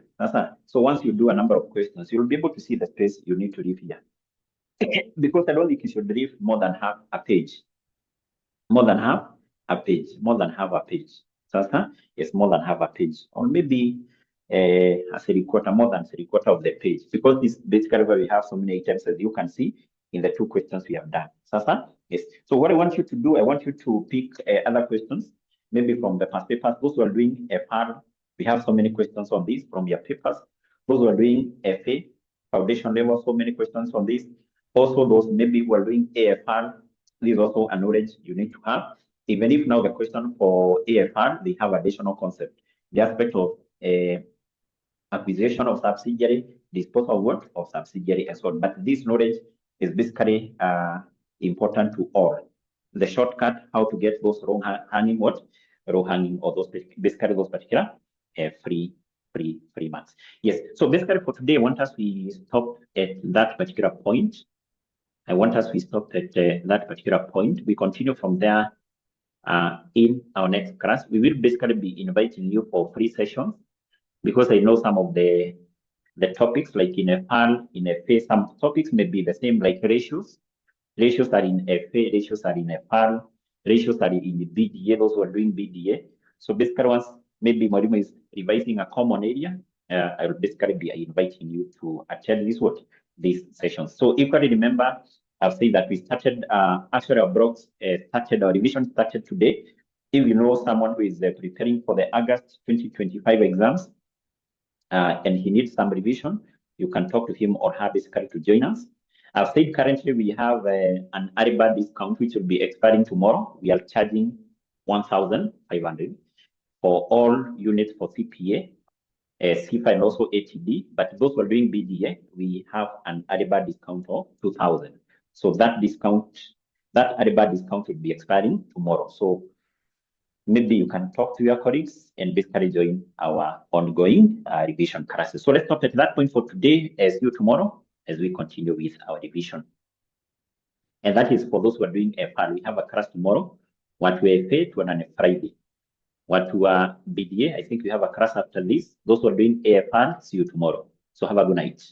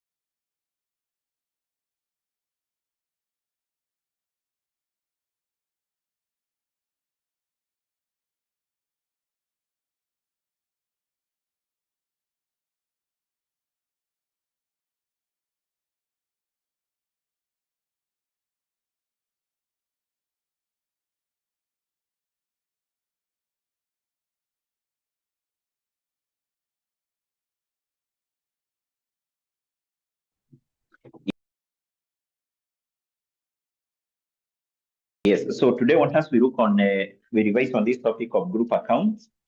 And preferably I want us to do two questions from this topic. I want us to start with a question which was tested in the sitting of April 2023. April 2023. April of 2023. Specifically question number 2. Question number 2, that is the question I want us to start with. That is the question I want us to start with. So once you get that question, please confirm. Mercy, I think I've already shared the past papers with you. So just go to this paper, to this question here, or to that paper for April 2023. So once you get the question, please confirm so that we go through it. We see what was required as far as that question is concerned there.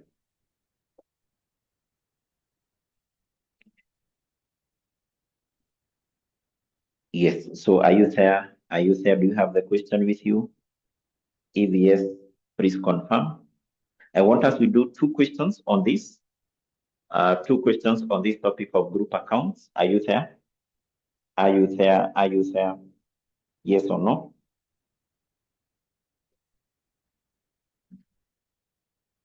April of 2023.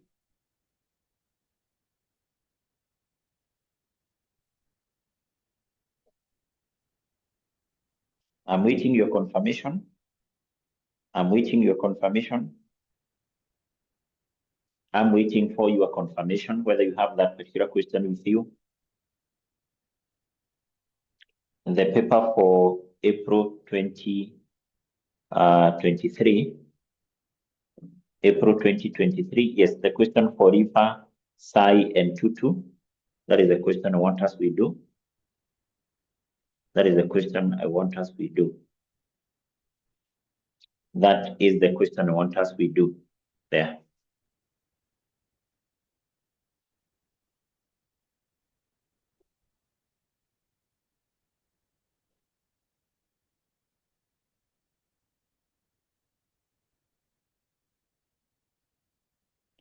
Okay, so what are we told? What are we told as far as that question is concerned? So the question reads, 𝐷𝐷 Limited operate in fast-moving goods subsector. During the year which ended 31st of March 2023, 𝐷𝐷 Limited expanded its operations by acquiring a controlling interest in 𝐷𝐷 Limited and a significant influence over the activities of 𝐷𝐷 Limited. The following draft financial statements for the year basically for the year which ended 31st of March 2023 relate to three companies. Which are those companies? We have 𝐷𝐷, 𝐷𝐷, and 𝐿2. And first of all, you're given the statement of profit or loss there. Then from there, we have the statement of financial position equally for the three companies, 𝐷𝐷, 𝐷𝐷, 𝐿2 Limited. And then we have some additional information, number 1 all the way to note number 8. So what are we required here? Part A, we are required to prepare the consolidated statement of profit or loss. Roman 2, we are required to prepare the consolidated statement of financial position, basically as at 31st of March 2023. Now, this is basically a question for group account.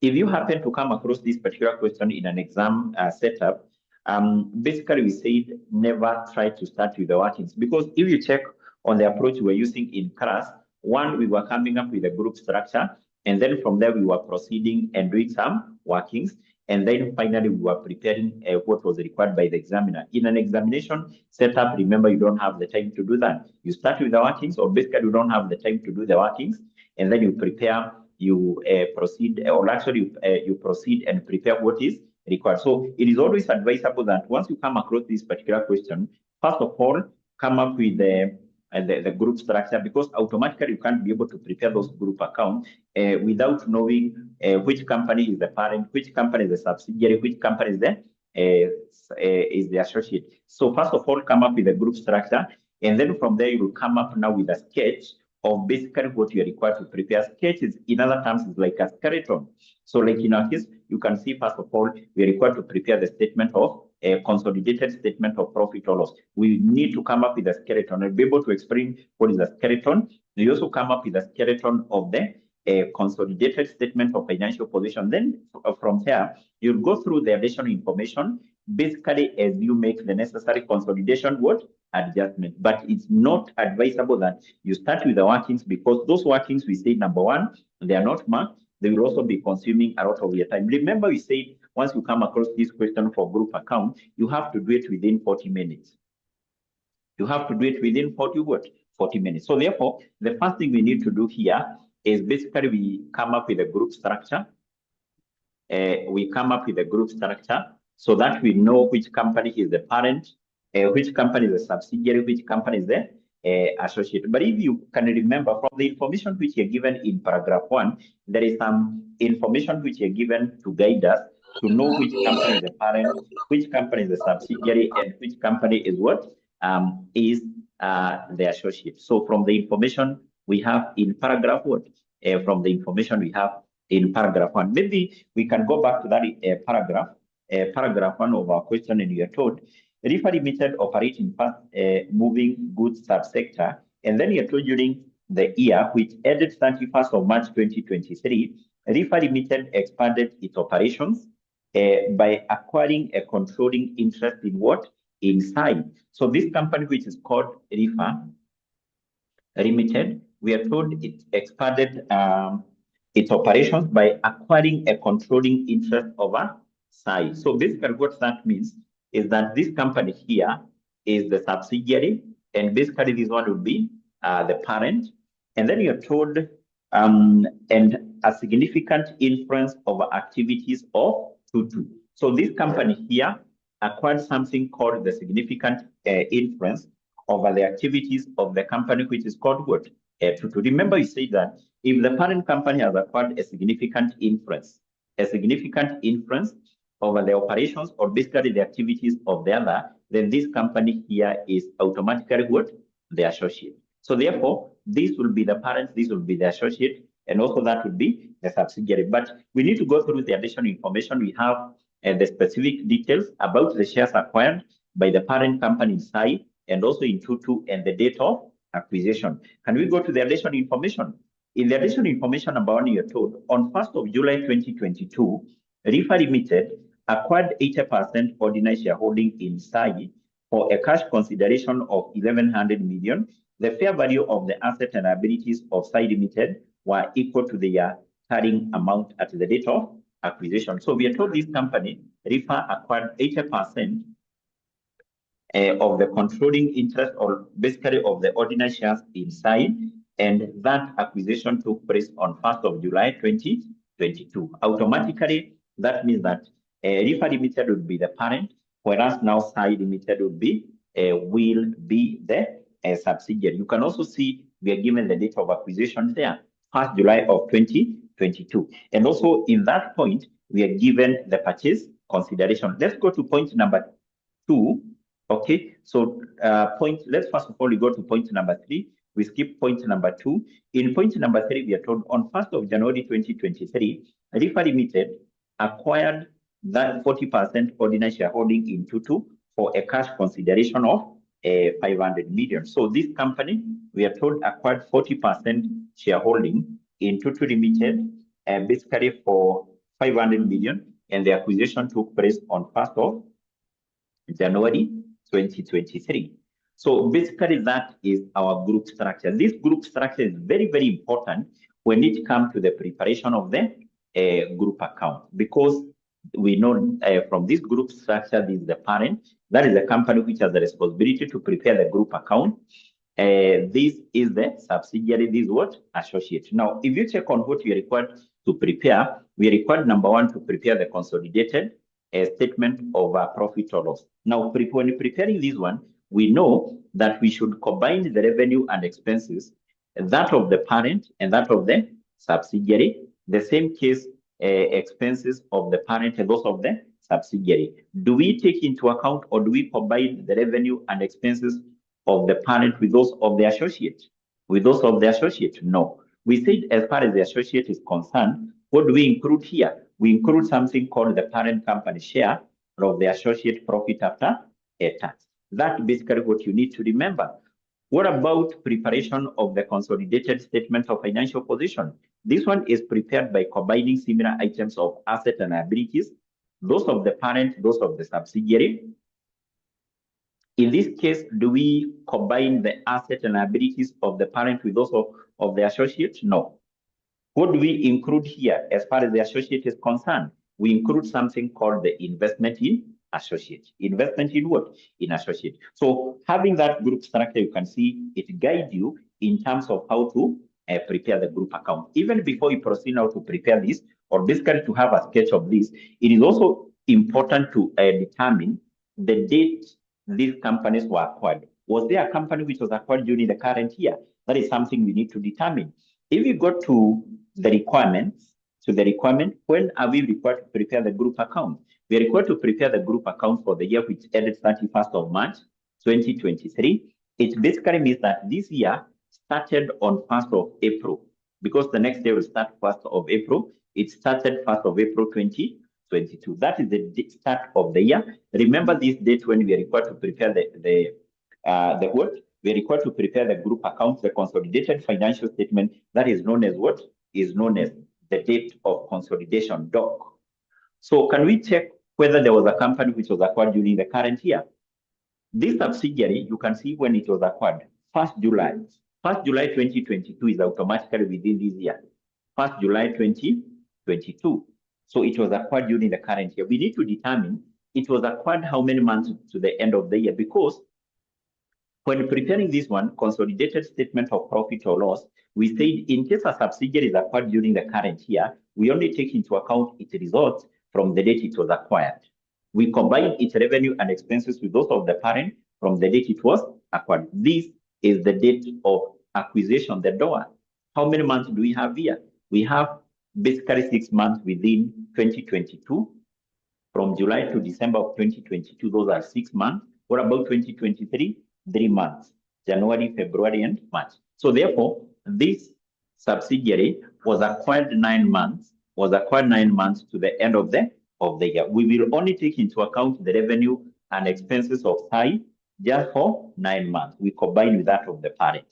What about this associate? The associate, you can see it was acquired still in course of the current year, 1st January of 2023. It was acquired 3 months to the end of the year. So what basically that means is that when computing the parent company share of the associate profit after tax, we will compute the profit after tax of the associate just for 3 months, and then we get the parent company share of that. The parent company share of that. Now, having such group structure, then we can proceed, and basically we have what? We have the sketch. Remember, I've said never start with the workings, because those workings have said that they are not marked. They will just be consuming a lot of your time. They are not what?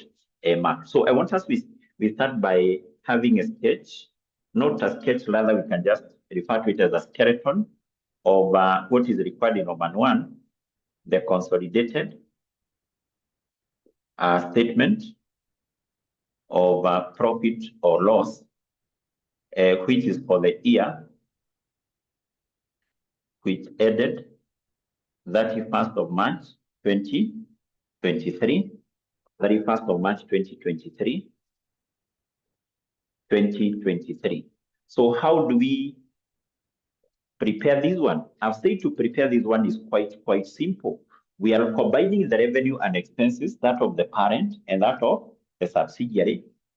But the revenue and expenses of this company, we only take them for 9 months. We will take the revenue and expenses for the subsidiary for 9 months. Do we include the revenue and expenses of the associate here? No. We will compute something called the parent company share of the associate profit after tax. So therefore, I want us to come up with a sketch, or basically in other terms, a skeleton. So here we need to have just a single column. Our figures are in what?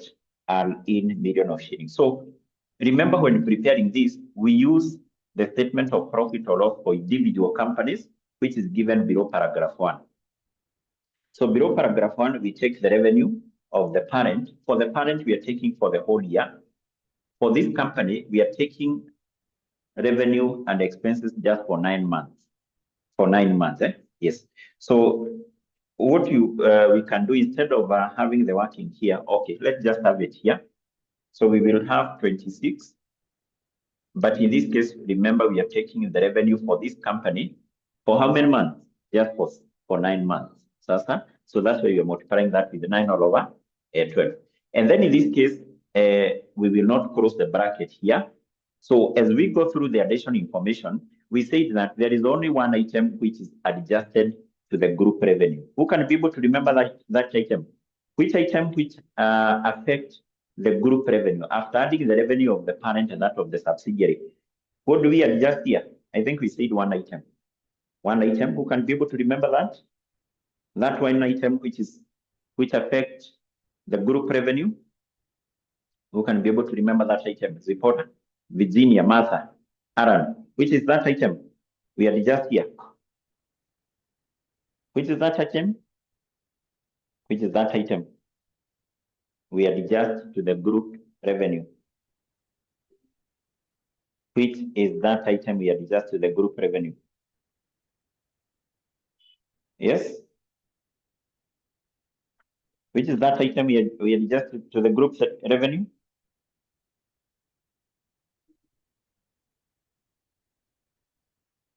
Yes? Okay, so let's move then to the other item as you remember what we said here. So then from there we take into account the cost of sales. The cost of sales we do the same. The cost of sales we do the same. Yes, I'm told by Aaron is the sales between the parent and the subsidiary. That is what we will be looking for in the additional information. So we do the same to the cost of sales. But remember, in our case, this is purely a skeleton. This is what? Purely a skeleton. A skeleton means that we can't be able to come up with the final figures because first of all, we need to go through the additional information. We see whether there is any adjustment to be made here. So we will do the same for the other what? Items. So the cost of sales, we take that of the parent plus that of 𝐻𝐶, which is basically 14. But in this case, we multiply that with 9 all over 12. Don't cross the bracket here. Don't cross the bracket. As we go through the additional information, we will see whether there is any adjustment. So then from there, we will get the gross profit, the gross profit, the gross profit. And then to this, before we proceed to less now the expenses, before we proceed to less the expenses, we need to remember that we have an associate here. So what we need to include here is the group share of associate profit after tax. So we will go to the income statement of this associate. We take into account its profit after tax. So can we go to the income statement? Can we go to the income statement of, we go to the income statement of the associate. Let's go to the income statement of the associate. How much is the profit after tax? From the income statement of the associate, profit after tax, how much is that?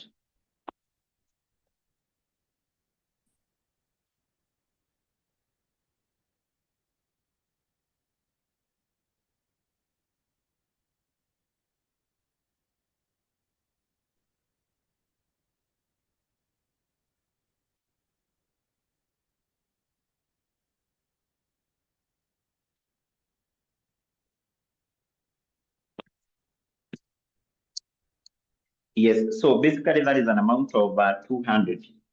Is an amount of 200. 200. So what we do, we know that this company was acquired it was acquired 3 months to the end of the year. So the parent company will only be entitled to share profit of 3 months. Is that the position? It will only be entitled to share profit of 3 months. First of all, compute profit for the associate for 3 months, and then you get the parent company share of this. The parent company share of this would be equal to 40%. 40%. And usually this is one of the items which you get free mark. This is a low-hanging fruit. So you get free mark here without any what adjustment. Mostly these do not have any adjustment. So we get the final figure here. This basically will be a quarter. A quarter will be 50, and then we get 40%. 40%. That will give us a final figure of what? We try to hurry up. I want us to do at least 2 questions on this. We get what? We get 20. Are we getting 20 here? Helen, are we getting 20? Yes. That is basically one of the 3 mark you get there. Then from there, we can proceed and we less the expenses. The first expense we will less is the distribution cost. distribution cost. So for the distribution cost, basically, we say that this is one of the free marks you get in any question for group account. Anytime you come across a question for group account, we say distribution cost do not have any adjustment. So this one, we will basically get the final figure. So we take that of the parent, 300 plus that of the subsidiary, which is 200. But now what we will only do is to adjust this on, or basically to apportion that on time basis, because we are taking the revenue and expenses of the subsidiary just for 9 months, And actually, this is the same with 3/4. 3/4, that will give us what? 3/4 is it 150? 150 plus this, which will give us what? Which will give us 450. Anytime you come across a question for group account, remember these are all hanging fruit. These are free mark. Yes. So then from there we proceed. We consider the administrative expenses. So for the administrative expenses, we take 500 plus now 400. But basically, this one we apportion it on time basis. Recall, we say that usually this one is adjusted with the impairment loss. Was the goodwill on acquisition impaired? So in case it was impaired, we consider that here. Okay. So then from there, we will get the profit from operation. The profit from operations. So that is something we will be able to compute there. And then from there, we proceed and we take into account a number of items there. We have investment income. So for the investment income, we have that of the parent, which is 40, plus that of the subsidiary, which is 20. Automatically for the subsidiary, we are not taking for the whole year. We will apportion that on time basis. Then from there, we will check whether we have any adjustment affecting this. We say what you need to check here, what you need to be very keen on here is whether any of this company, any of the investee company that is either this one or this one paid some dividends. If the subsidiary paid some dividends or the associate paid some dividends, so some of the dividends paid or some of the dividends were automatically paid to the parent. For example, the dividends paid by this, 80% were paid to the parent. If this company paid dividends, 40% of the dividends were paid to the parent. The parent company go ahead and account for that as an investment income. But we said, as far as the group is concerned, that is a fake income because that is an income within the group. We say such dividends the parent company received from the subsidiary or associate, and which the parent company accounted for as an investment income, we don't include it here. So that is something we will be checking for. Were there some dividends paid by the subsidiary or the associate? Yes. And then from there, we have the finance cost. The finance cost, we do the same. We take that of the parent plus that of the subsidiary, which is 60. But this one, we apportion it on time basis. We will see whether we have any adjustments. And then from there, we will proceed and we get the profit before what? Before tax. So, and then to this, we less the income tax expense. Now, the income tax expense, this is also another free mark. This is also another free what? Mark. Another free mark. Yes. So how do we compute this one? We will take the tax of the parent, which is 180, plus that of who? Of 𝐻𝐍, which is basically 160, but basically we apportion this on time what basis. This one do not have any adjustment. Is a low-hanging fruit. So this one will be 3/4, which will basically be 4120, and that is how much? That is 300. And basically we will get the profit after what? After tax. The profit after a tax. So basically this particular question, even without having gone to the additional information, is a question you should be able to get some free marks here. Some free marks. Remember, in most of these particular questions for group accounts, how are they marked? You can see like the marks are allocated, there were 8. Mostly this is how the questions are marked. For any correct entry which you get here, mostly will be allocated 2 marks. For any correct entry which you have here, they're allocated how many marks? 2 marks. So it basically means that you need 4 ticks here, 4 correct items. So if you get 4 correct items, you get all the marks. So having now assuming this, or basically assuming this is how the question was marked, it basically means that we already have how many months? We already have 6 months out of 8. We have not done any working. So those are basically some free marks. There is something we said you should always, or this particular item here that is revenue, you should also get that free mark because this one is only affected or adjusted with the sales between who? The parent and the subsidiary. That is the scale. Now, before we go to the additional information to check whether we have some adjustment to some of these items, we need also to come up with a skeleton of what is required in part B. So let's go to part B. We come up with what? We come up with a skeleton for that. So that is basically part B of the question, the consolidated statement of financial position. Consolidated statement of financial position as at 31st of March 2023, 31st of March 2023, 31st of March 2023. So here we start with the non-current assets. Non-current assets. So for the non-current assets, I think we have a number of themes there, and basically here we just need to have a single column.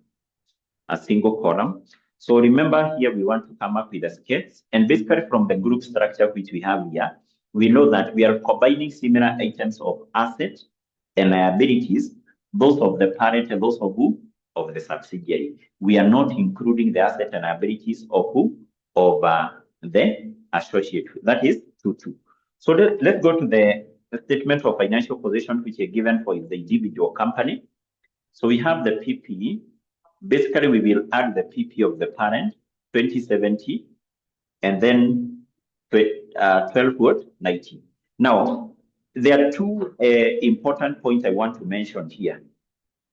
Two important points, and basically those are some of the areas majority of the students get it wrong. One, when preparing this consolidated statement of financial position, even if the subsidiary was acquired in course of the current year, we don't apportion the assets and liabilities of the subsidiary on time basis, because I've seen in the past, when the students are preparing this, they will take the asset, for example, of the subsidiary, that is high, they apportion that on time basis. That is very wrong, because a statement of financial position is always prepared as at the end of the year. Never apportion the assets and liabilities on time basis.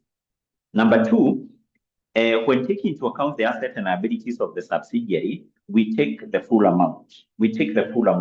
I've seen in the past whereby whenever the students are taking the assets and liabilities of 𝐍, for example, this one, the PP of 𝐍, they multiply that with 80%. That is also a very big mistake you can make. So never make those two mistakes. Never apportion the assets and liabilities of the subsidiary on time basis. Even if the subsidiary is acquired 2 months or even 1 month to the end of the year, take the full amount. Number two, never multiply the assets and liabilities of the subsidiary with the parent company shareholding in what? In the subsidiary. Take the full amount of what? Assets and liabilities of the subsidiary, and then you combine with those of who? Of the subsidiary, with those of the parent. So we leave the bracket open because we need to go through the additional information. We see whether there is any adjustment which is required here. Then from there, we have the investment. Investment, we will do the same. We will take 16 plus a 0, which is basically that of the subsidiary. And then in this case, remember, we may be required to compute the goodwill on acquisition of our subsidiary, and we recognize it here as an asset. In relation to this company that is 2-2, we compute something called the investment in associate. The investment in associate, that is what we recognize there. So, yes. So then from there, we will go to where we have current assets. Current asset, we take the inventory. We will take the inventory of the parent by 30 plus the inventory of who? Of 𝐍, which is basically 390. And then from there, you have to remember which adjustment is made to the inventory. Usually the adjustment affecting this is the unrealized profit or maybe the goods in transit. Those are the two items you'll be looking for in the additional information. Then from there, we have the trade receivables. Trade receivables, we take that of the parent 640 plus 470. And then to this, we will check in the additional information whether we have any amount of intercompany debt. So below that, we have something called the financial asset at fair value through profit and loss. This is basically abbreviated as FVTPL. So this one is a short-term investment. In mostly these ones do not have any adjustment. Once you come across this, in the question for group account, these do not have any adjustment. So we just get the final figure here, which basically will be what? Will be 450. So then below that, we have the cash and bank balance. Cash and bank balance. So for the cash and bank balance, usually this one is adjusted with something called the cash in transit. Cash in what? Transit. So, but first of all, we add the cash and bank balance of the parent plus that of the subsidiary. We will see whether we have any cash in what? In transit. Then from there, we proceed and record equity. Equity. So for the equity, we start with what? We start with ordinary share capital. And remember, in this case, for the ordinary share capital, we only record the ordinary share capital of the parent. The ordinary share capital of the parent. And actually, we say that the ordinary share capital of the parent remain the same. Unless the parent company acquired the subsidiary and paid the purchase consideration through issue of shares or through something called the share exchange consideration. So we will take the ordinary share capital of the parent, which is basically 25. But if you can be able to remember in the additional information number one, when the parent company acquired 80% shareholding in 𝐍, the parent company paid the purchase consideration in cash. So we don't have share exchange consideration. If we don't have share exchange consideration, this share capital of the parent company will not be having any adjustment. So below the share capital, what do we have? We have the share premium. The share premium here, we only include that of the parent company. So the share premium of the parent is what? Is 500. So then below that, we have what? We have the retained profit. So basically retained profit, this is basically we said is one of the items I will not advise you to compute. I will not advise you to compute this one in an exam. So therefore, this one, don't bother yourself computing that. Just leave it as blank. Just leave it as blank. And then below that, we will get the total, or basically we will get the total equity. The total equity here. And basically, after getting the total equity, we will proceed. And basically, we compute something called the non-controlling interest.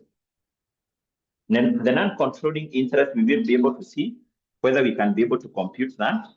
And then from there, we proceed and we compute what? Or actually, we record the non-current liabilities. So for the non-current liabilities, basically we have two there.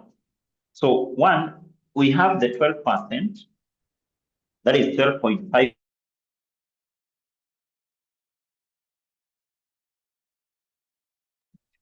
Okay, so let's continue. I don't know what happened with my Zoom. It just went off, but I hope now you can hear me. Okay, so let's proceed. So basically, yes, Aaron Monimu is back. I'm back now. I hope you can hear me, Aaron. Is that the position? Can you hear me, Martha, Helen? Okay, yes. So in this case, I've said for the non-current liabilities, we will take the 12.5% raw notes of the parent. Remember, this is an item of liability. So being an item of liability, we will combine that of the parent and that of the subsidiary. So we have 640, and then we have what? 480. So in most of these particular items, we said they will not have an adjustment, but maybe we leave the bracket open, we will see. Then from there, I want us to proceed. We record the other item.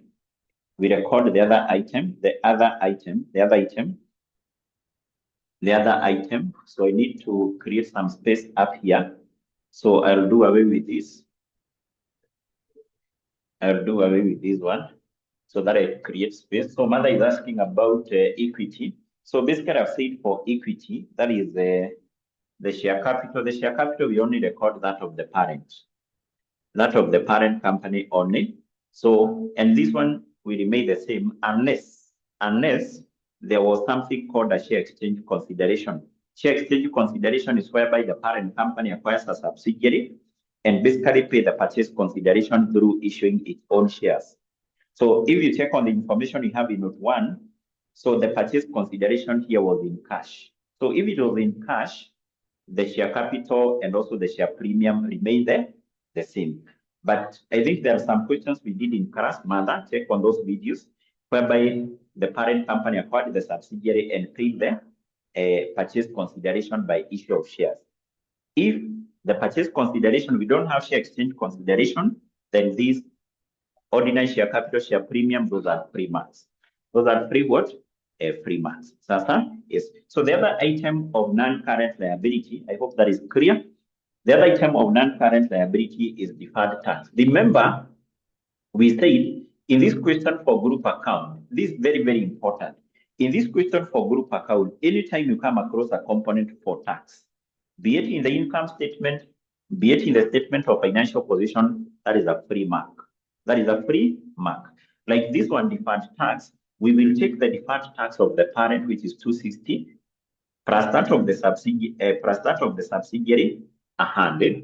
You can proceed, you record the final figure. No single question for group account you will come across and tax is to be adjusted. Be it the tax in the income statement, be it the tax in the statement of financial position. Finally, we record the current liabilities. For the current liabilities, we have the trade payables. The trade payables, we take that of the parent for 20 plus that of the subsidiary 330. So this one may be adjusted with the goods in transit, the intercompany debt. Then I can see another component of tax. Once I see any component of tax, these are free mark. 160 plus what? Plus 90. So this basically will give us what? That will give us 250. And basically, in our case, we are done with coming up with a skeleton. And basically, you can see in our skeleton here, we already have some final figures here. We already have some final figures here. Equally, what I've said is that if you check how these questions for group accounts are marked, even here, you'll be given 2 marks for any correct entry. Like the marks allocated here were 12. It basically means that you need to get like 6 correct entries. Any correct entry, you are given 2 marks. So mean that if this is how the question is marked, that for every correct entry, you're given 2 marks. How many correct entries do we have here? 1, 2, 3, 4, 5. So it basically means that even without having gone to the additional information, that is a question you already have. How many marks? 10 marks. How many marks do you have here? 6. It basically means that even if you decide to leave that question at that point, you already have your 16 marks. You already have your 16 marks. So therefore, can you identify those areas whereby you get low-hanging fruit? Those areas whereby you get free marks. This is now what will save you. This is what will save you in this particular question for group account. Now, having come up with this particular skeleton, and basically you should do this in an exam, you should not, basically to come up with this skeleton, it should not take more than 15 minutes. Make sure you leave the remaining, much of the time, around 25 minutes to deal with the additional information. To deal with the additional what? Information. Once you see such a question for group account, the first thing you need to do very fast, come up with this group structure. So once you have that group structure, this is basically what is to guide you in terms of how to prepare this. How do you prepare the consolidated statement of profit or loss? You already know these are parent, these are subsidiary. It was acquired 9 months. You will come here and you combine the revenue of the parent, the revenue of the subsidiary, but for this one, take into account it was acquired 6 months. Sorry, 9 months to the end of the year, you will only take into account its revenue and expenses for how many months? 9. Because we also have an associate, you will include the parent company share of its profit after tax. And then you do the same here. So let's go through the additional information. We see which items need to be adjusted. Number 1, we are told we are given information about the acquisition of 𝐍 Limited, where we are told it was acquired 1st July, the parent company acquired 80%, and there was a cash consideration of 1,100. Now, this cash consideration, which was paid by the parent company, this one is accounted for by the parent company by debiting the investment, crediting bank. And therefore, if you can be able to recall, in the balance sheet of the parent, we had this investment. You see this investment include that purchase consideration, that amount of money which was invested in the subsidiary. Should we include that amount here? No. So that 11, which is basically part of this, we need to list it here because this one we use it in the computation of this goodwill. So the amount of money which the parent company invested in the subsidiary should not be included here. So we list it there. We will use that amount in computation of goodwill. Number 2, we are told the group policy is to measure and controlling interest at their proportionate share of the net asset of the subsidiary at the date of acquisition. So this is to help you to know the method to be used in the computation of goodwill. So if you come across that information, which method are we supposed to use in computing the goodwill on acquisition of the subsidiary? Are we supposed to use the full or the partial? The full or the partial? Yes, in this case, we will use the partial goodwill method. In the computation of goodwill, we will use the partial goodwill method. So let's move to point number 3. And in that point, you're given information about the acquisition of Tutu. Sasa, yes. So, and equally in that case, we are told on 1st January 2023, 𝐕 Limited acquired 40% ordinary shareholding in Tutu for a cash consideration of 500. Now, this cash consideration, which was paid by the parent in acquiring 40% shareholding in Tutu, is also part of this. Do we include that amount here? No. So we also need to list that 500 here. This 500, we are going to use it in computing this investment in associate. We are going to use that 500. And therefore, if you work out this 16 minus 11 minus this, you can see that by the end of the day, it will give us 0. It will give us what? 0. So therefore, that 1600 included or accounted for by the parent company as an investment. This is the amount the parent company invested in both the subsidiary and also associate. So let's move to point number 4. And you're told during the post-acquisition period, 𝐕 Limited, which basically is our parent, sold goods to 𝐍 for 300 million, for shillings 300 million. Now, this is what we refer as intra-group trading. Intra-group trading, that one is adjusted here from the group revenue and also from the group cost of sales. So we left that amount here. We left that amount here from the group revenue and the group cost of sales.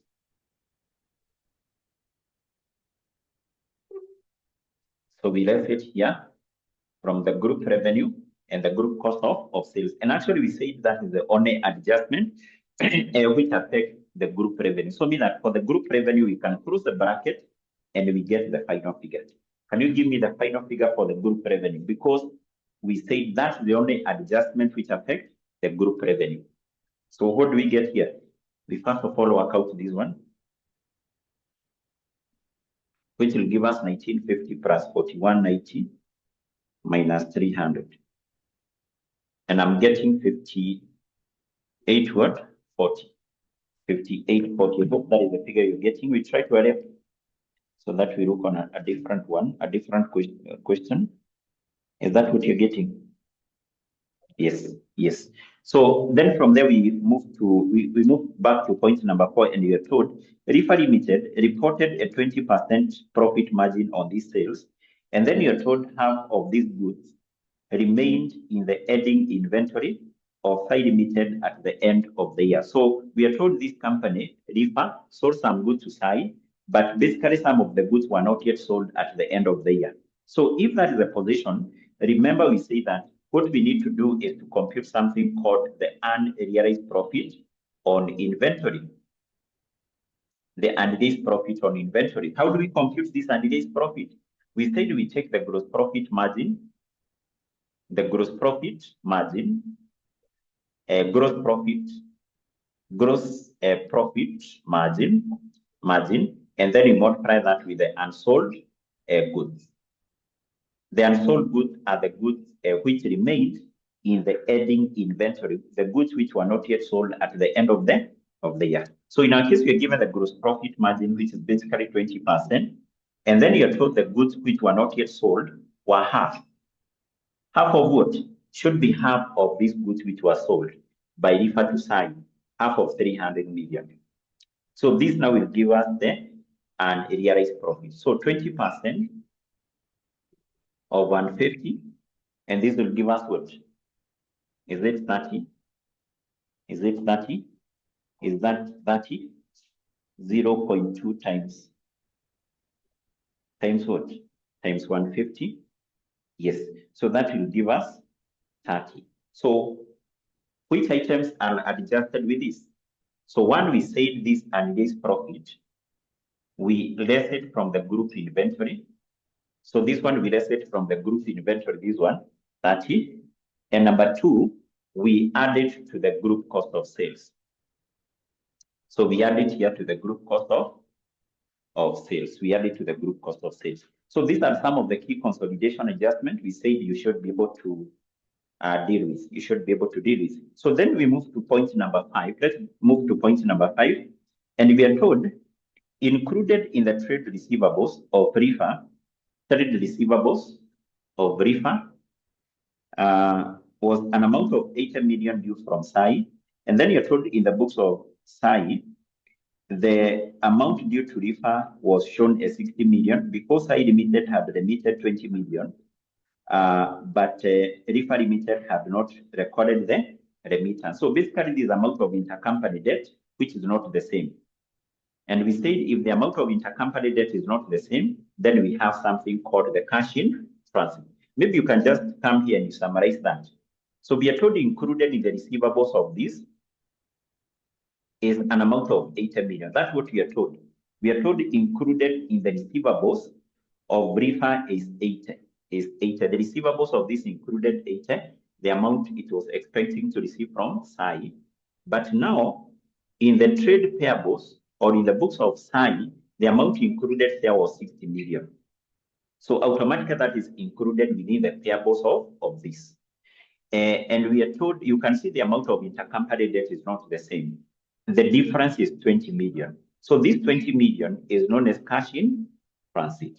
Now we said once you come across that amount of intercompany debt which is not the same, don't even, here we say don't even bother cramming anything. We said always the amount which is more.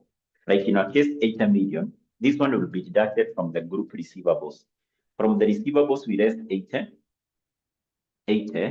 and then this cash in transit 20. This one should be added to the group bank and cash balance, or to the group cash and bank balance. So here we add the cash in transit of 20, and then from the group payables, we less the amount which is this amount of 60.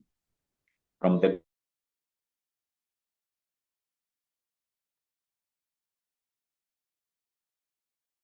yes. Okay, I don't know what is happening with my video. It keep on going on and off, on and off, on and off. I don't know what is the issue from my side.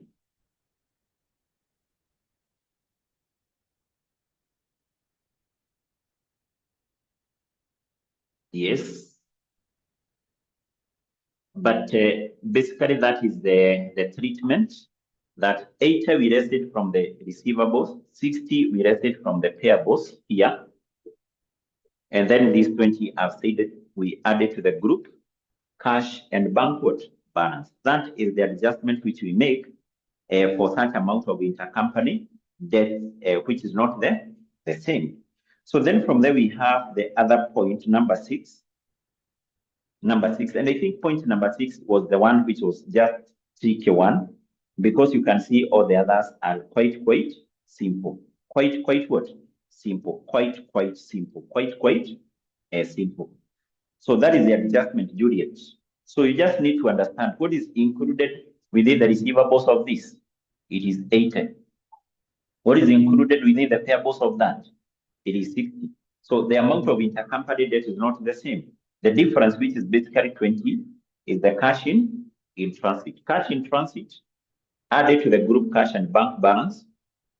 This 80, which is included within the payables, you less it from the, which is included within the receivables, you deduct it from the receivables, and the amount of 60, which is included within the payables, less it from the payables.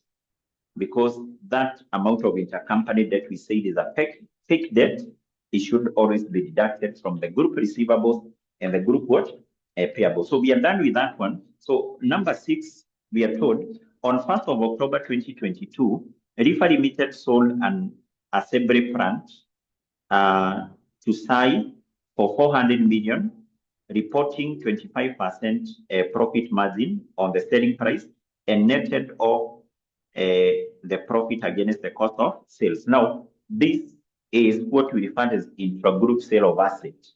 Intra-group sale of assets. Now, we said as far as the sale of assets between the parent and the subsidiary is concerned, we make 2 adjustments. One, compute the amount of unreleased profit.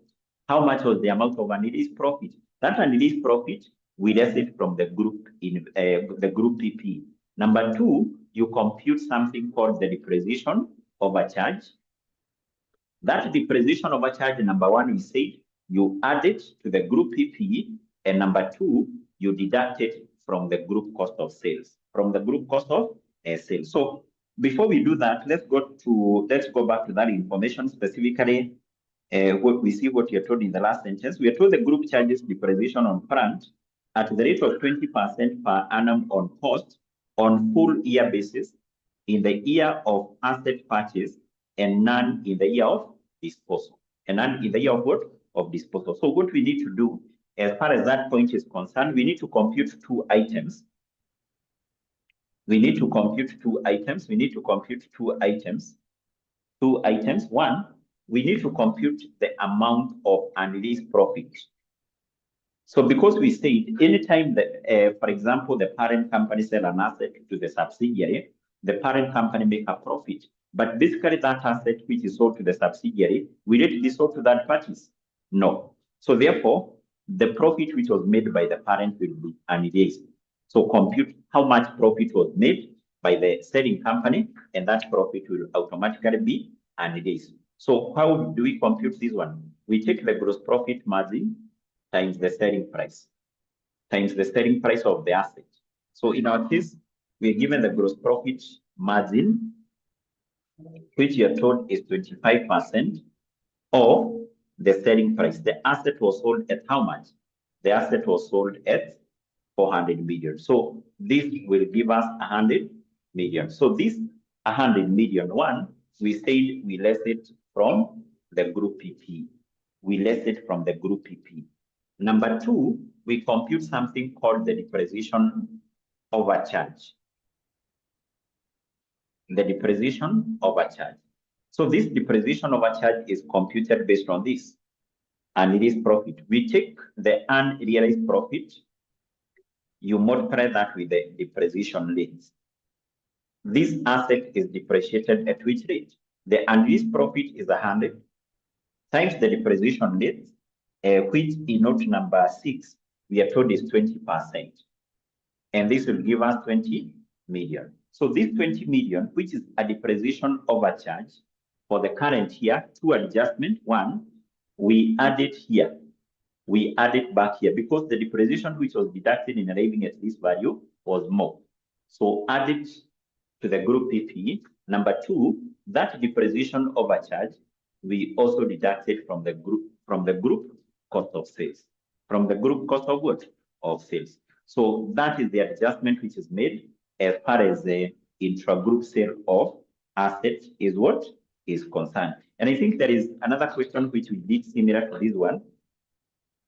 There is another question which we did where there was a transaction for the sale of asset. For the sale of what? Asset. For the sale of asset. So you need to remember those 2 adjustments. Compute the unrealized profit, which you left from the group PP, then compute the unrealized profit, which you add here and also usage from the group cost of sales. So we are done with that particular point. Number 7, you're told the impairment test carried out on 31st of March 2023, that is at the end of the year, revealed that neither the goodwill on acquisition nor the investment in associate had been impaired. It basically means that during the current year, there was no any impairment loss. So if there was not any impairment loss, it basically means that this value here will not be having any adjustment, because the only adjustment which we make to the administrative expense is that we add the impairment loss on goodwill. The impairment loss on goodwill. And basically, we are told that one is 0. So no adjustment. In fact, this one, we can just get the final value. The final value, this will be 300 plus this, and that will give us what? That will give us 800. That will give us 800. Then, also in point number 8, we are told none of the group companies paid dividends during the current year. So this company did not pay dividends. This company equally did not pay dividends. Why are you given that information in note number 8? The reason why you're given that information in note number 8 is basically for you to know that this investment income by the parent company is an investment income received outside the group. Received outside the group. Because I say, if, for example, this company paid some dividends, some of the dividends were paid to the parent company account for that as an investment income. So therefore, this investment income by the parent is basically received outside the group. So we need to cross the bracket and basically we get the final value for this. So this will give us what? These are 3/4. Basically, this will give us 15, and that will give us 55. 55. So it basically means that also for the finance cost, we don't have any adjustments. We can get the final value. The final value, this will be what? This will be 45 plus this one, which will give us 125. Remember, finance cost is basically an expense. Investment income is an income recorded here as a positive. This one recorded as a negative. Yes. And I think in our case, we are done. 2 items are remaining to be computed: the goodwill and basically what? The investment in associates. So mean that we can be able to come back here and we get now the final values. Can we do that? Can we do that? Can we do that? Yes. So I want us to get the final value for the cost of sales here. For the cost of sales, so I will take 14 times 9 all over 12, which will give us then 20 plus 2730 minus 300 plus 30 minus 20. And in this case, I'm getting a final figure here of 3490. 3490. I hope that is the figure you're getting. Please confirm whether you're getting that value. So, and then we compute the cost, the gross profit. The gross profit, though, even in an examination setup, I will not even advise you to compute some of these items. You see, the gross profit is not basically marked. What will be marked here is this one. You see, if that figure is correct and this one is correct, so this is not marked because you get this after taking this minus that. Any figure which you get after adding or after deducting, the same case here with the total assets, these figures are not marked. Yes, what will be marked is that and that. So in an exam, we not even advise you to bother yourself computing some of these items. They are not marked. So what will be marked is that and that. This, and this, and that. You can, in fact, decide to leave your question at that point. Don't bother yourself computing a gross profit, a profit from operation, a profit before tax, profit after tax. Don't bother yourself computing that. So what will basically be marked are those particular words, entries there. That's that? Yes. Now, we do the same. We do the same, we come back here. But there are 2 items we will come and compute there, the goodwill and also the investment in associate. So can we get the final figure for the PPE? Let's get the final figure for the PPE. So you have 2070 plus 1290 minus 100 plus 20. So that will give us 3280. So those two items, goodwill and also investment in associate, we will compute those. So we get the final figure for these items of current assets. So we have 530 plus 390 minus 30. So this will give us 890. And I hope you are getting the same values. I hope you're getting the same values as mine there. Are you getting the same values? Are you getting the same values? Are you getting the same values? Yes. So what about the receivables? The receivables, we have 640 plus 470 minus 80. Basically, this will give us 1030.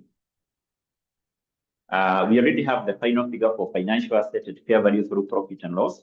What about the cash and bank balance? This is the 560, 580. Don't bother yourself adding the total asset. Nobody will come and mark for you the total asset. That is basically, if you decide to compute that, you'll be wasting your time there. So there are some items we said here, don't bother yourself computing, like the group retained earnings, even this one, NCI, just ignore that. No adjustment for this. We can get the final figure here as 640 plus 480, which will give us 1120. 1120. Deferred tax, that one we said is a free mark. I think what is remaining to be computed there is what? Is trade payables. 420 plus 330 minus 60. Minus 60. Minus 60. So we have what? We have 690. Now, if that question you decide to leave it at that point, you will be having all the marks. You'll be having 20 out of 20. And you can see there are a number of items which you have not managed to compute here.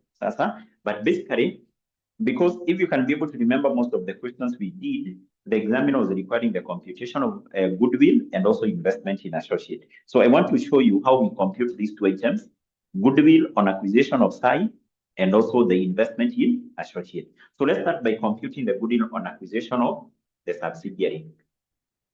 Because we say that is a key item, you should be in a position to compute that. You may be required to compute that in a question, and maybe you're given like 4 marks or even 6 marks. So let's compute the goodwill. The goodwill on acquisition of who? The goodwill on acquisition of 𝐍 Limited. Now remember, as per the information which are given in note number 2, this goodwill will be computed using the partial goodwill method. So this one will be computed using the partial goodwill what? The partial goodwill method. The partial goodwill method. So under the partial goodwill method, we compute this by taking the purchase consideration. The purchase consideration which was paid by the parent company. And the purchase consideration paid by the parent company, this one we have it in note number 1. Note 1. So in note number 1, when the parent company, that is 𝐷IFA, acquired 80% ordinary shareholding in 𝐍, the parent company paid a cash consideration of 1,100 million. So that is the purchase consideration paid by who? By the parent. So in this case, we proceed and we less the fair value of net assets which were acquired. The fair value of the net assets which were acquired. Fair value of the net assets which were acquired. So how do we compute this? Because this is something which the examiner will not have given you. We say to compute the fair value of the subsidiary company net asset on the date of acquisition, on DOA, date of acquisition. We take the ordinary share capital of the subsidiary plus the pre-acquisition reserves. Plus the pre-acquisition what?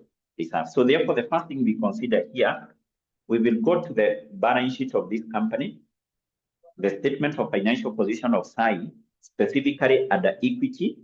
So can we go there? And we take into account the ordinary share capital. The ordinary share capital. What is the ordinary share capital of 𝐍? The ordinary share capital of 𝐍. The ordinary share capital of 𝐍 is basically an amount of what? Is an amount of 500. And then below that, even before we move away from equity, I can see we have share premium. So in this case, I said that anytime you're given share premium in the balance sheet of the subsidiary, if the question is hidden, that one is always treated as pre-acquisition. So that share premium, because there is no any information which you are given, that one is always taken to be pre-acquisition. Then from there, we also need to take into account the retained earnings. And basically the retained earnings which we take here, which we take into account here, is not the retained earnings we have in the statement of financial position and equity, but we take the retained earnings of 𝐍 on the date of acquisition.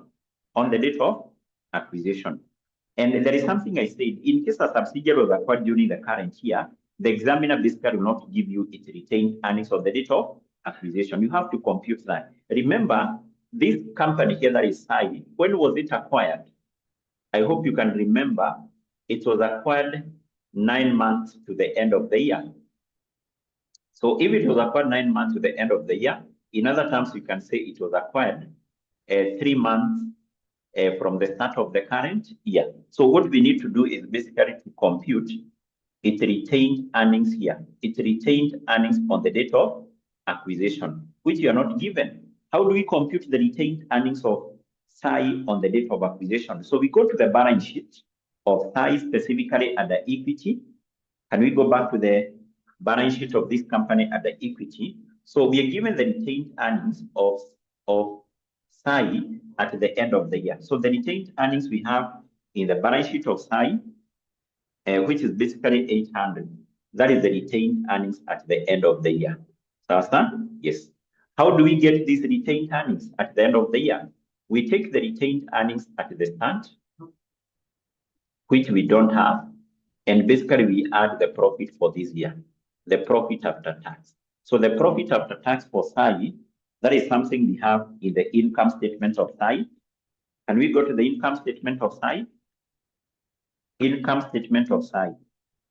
How much is the profit for the year for 𝐍?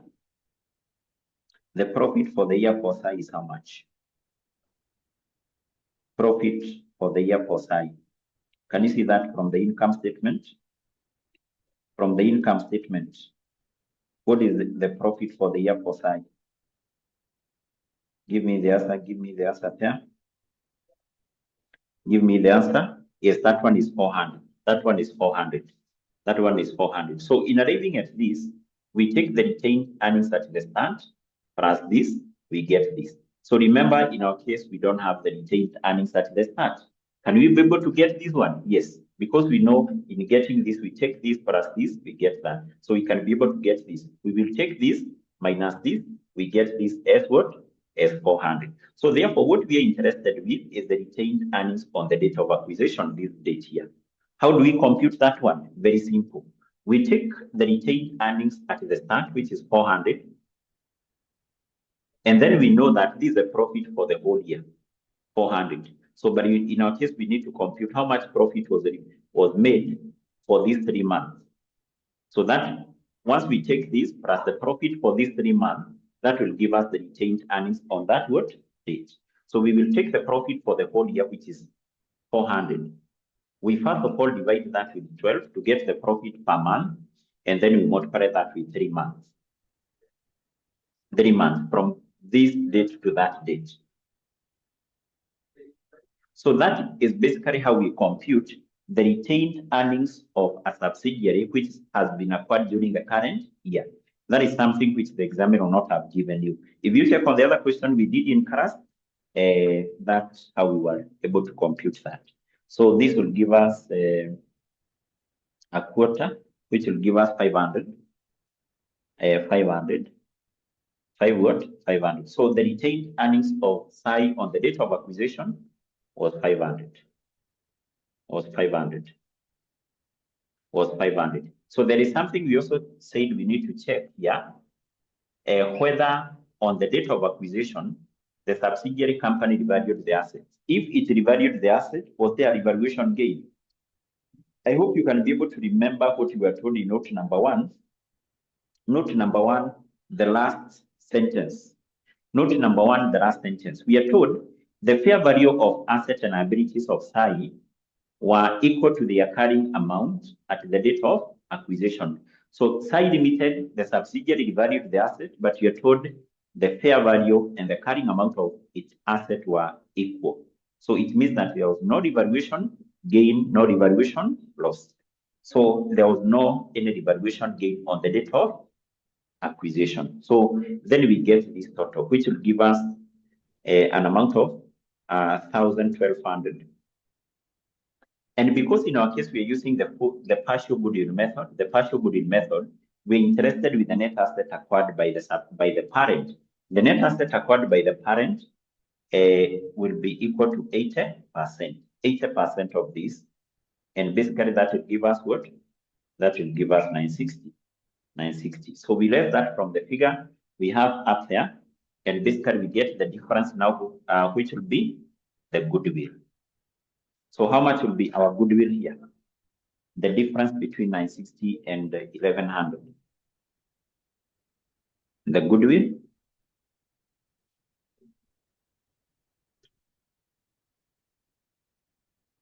is it 140? Yes.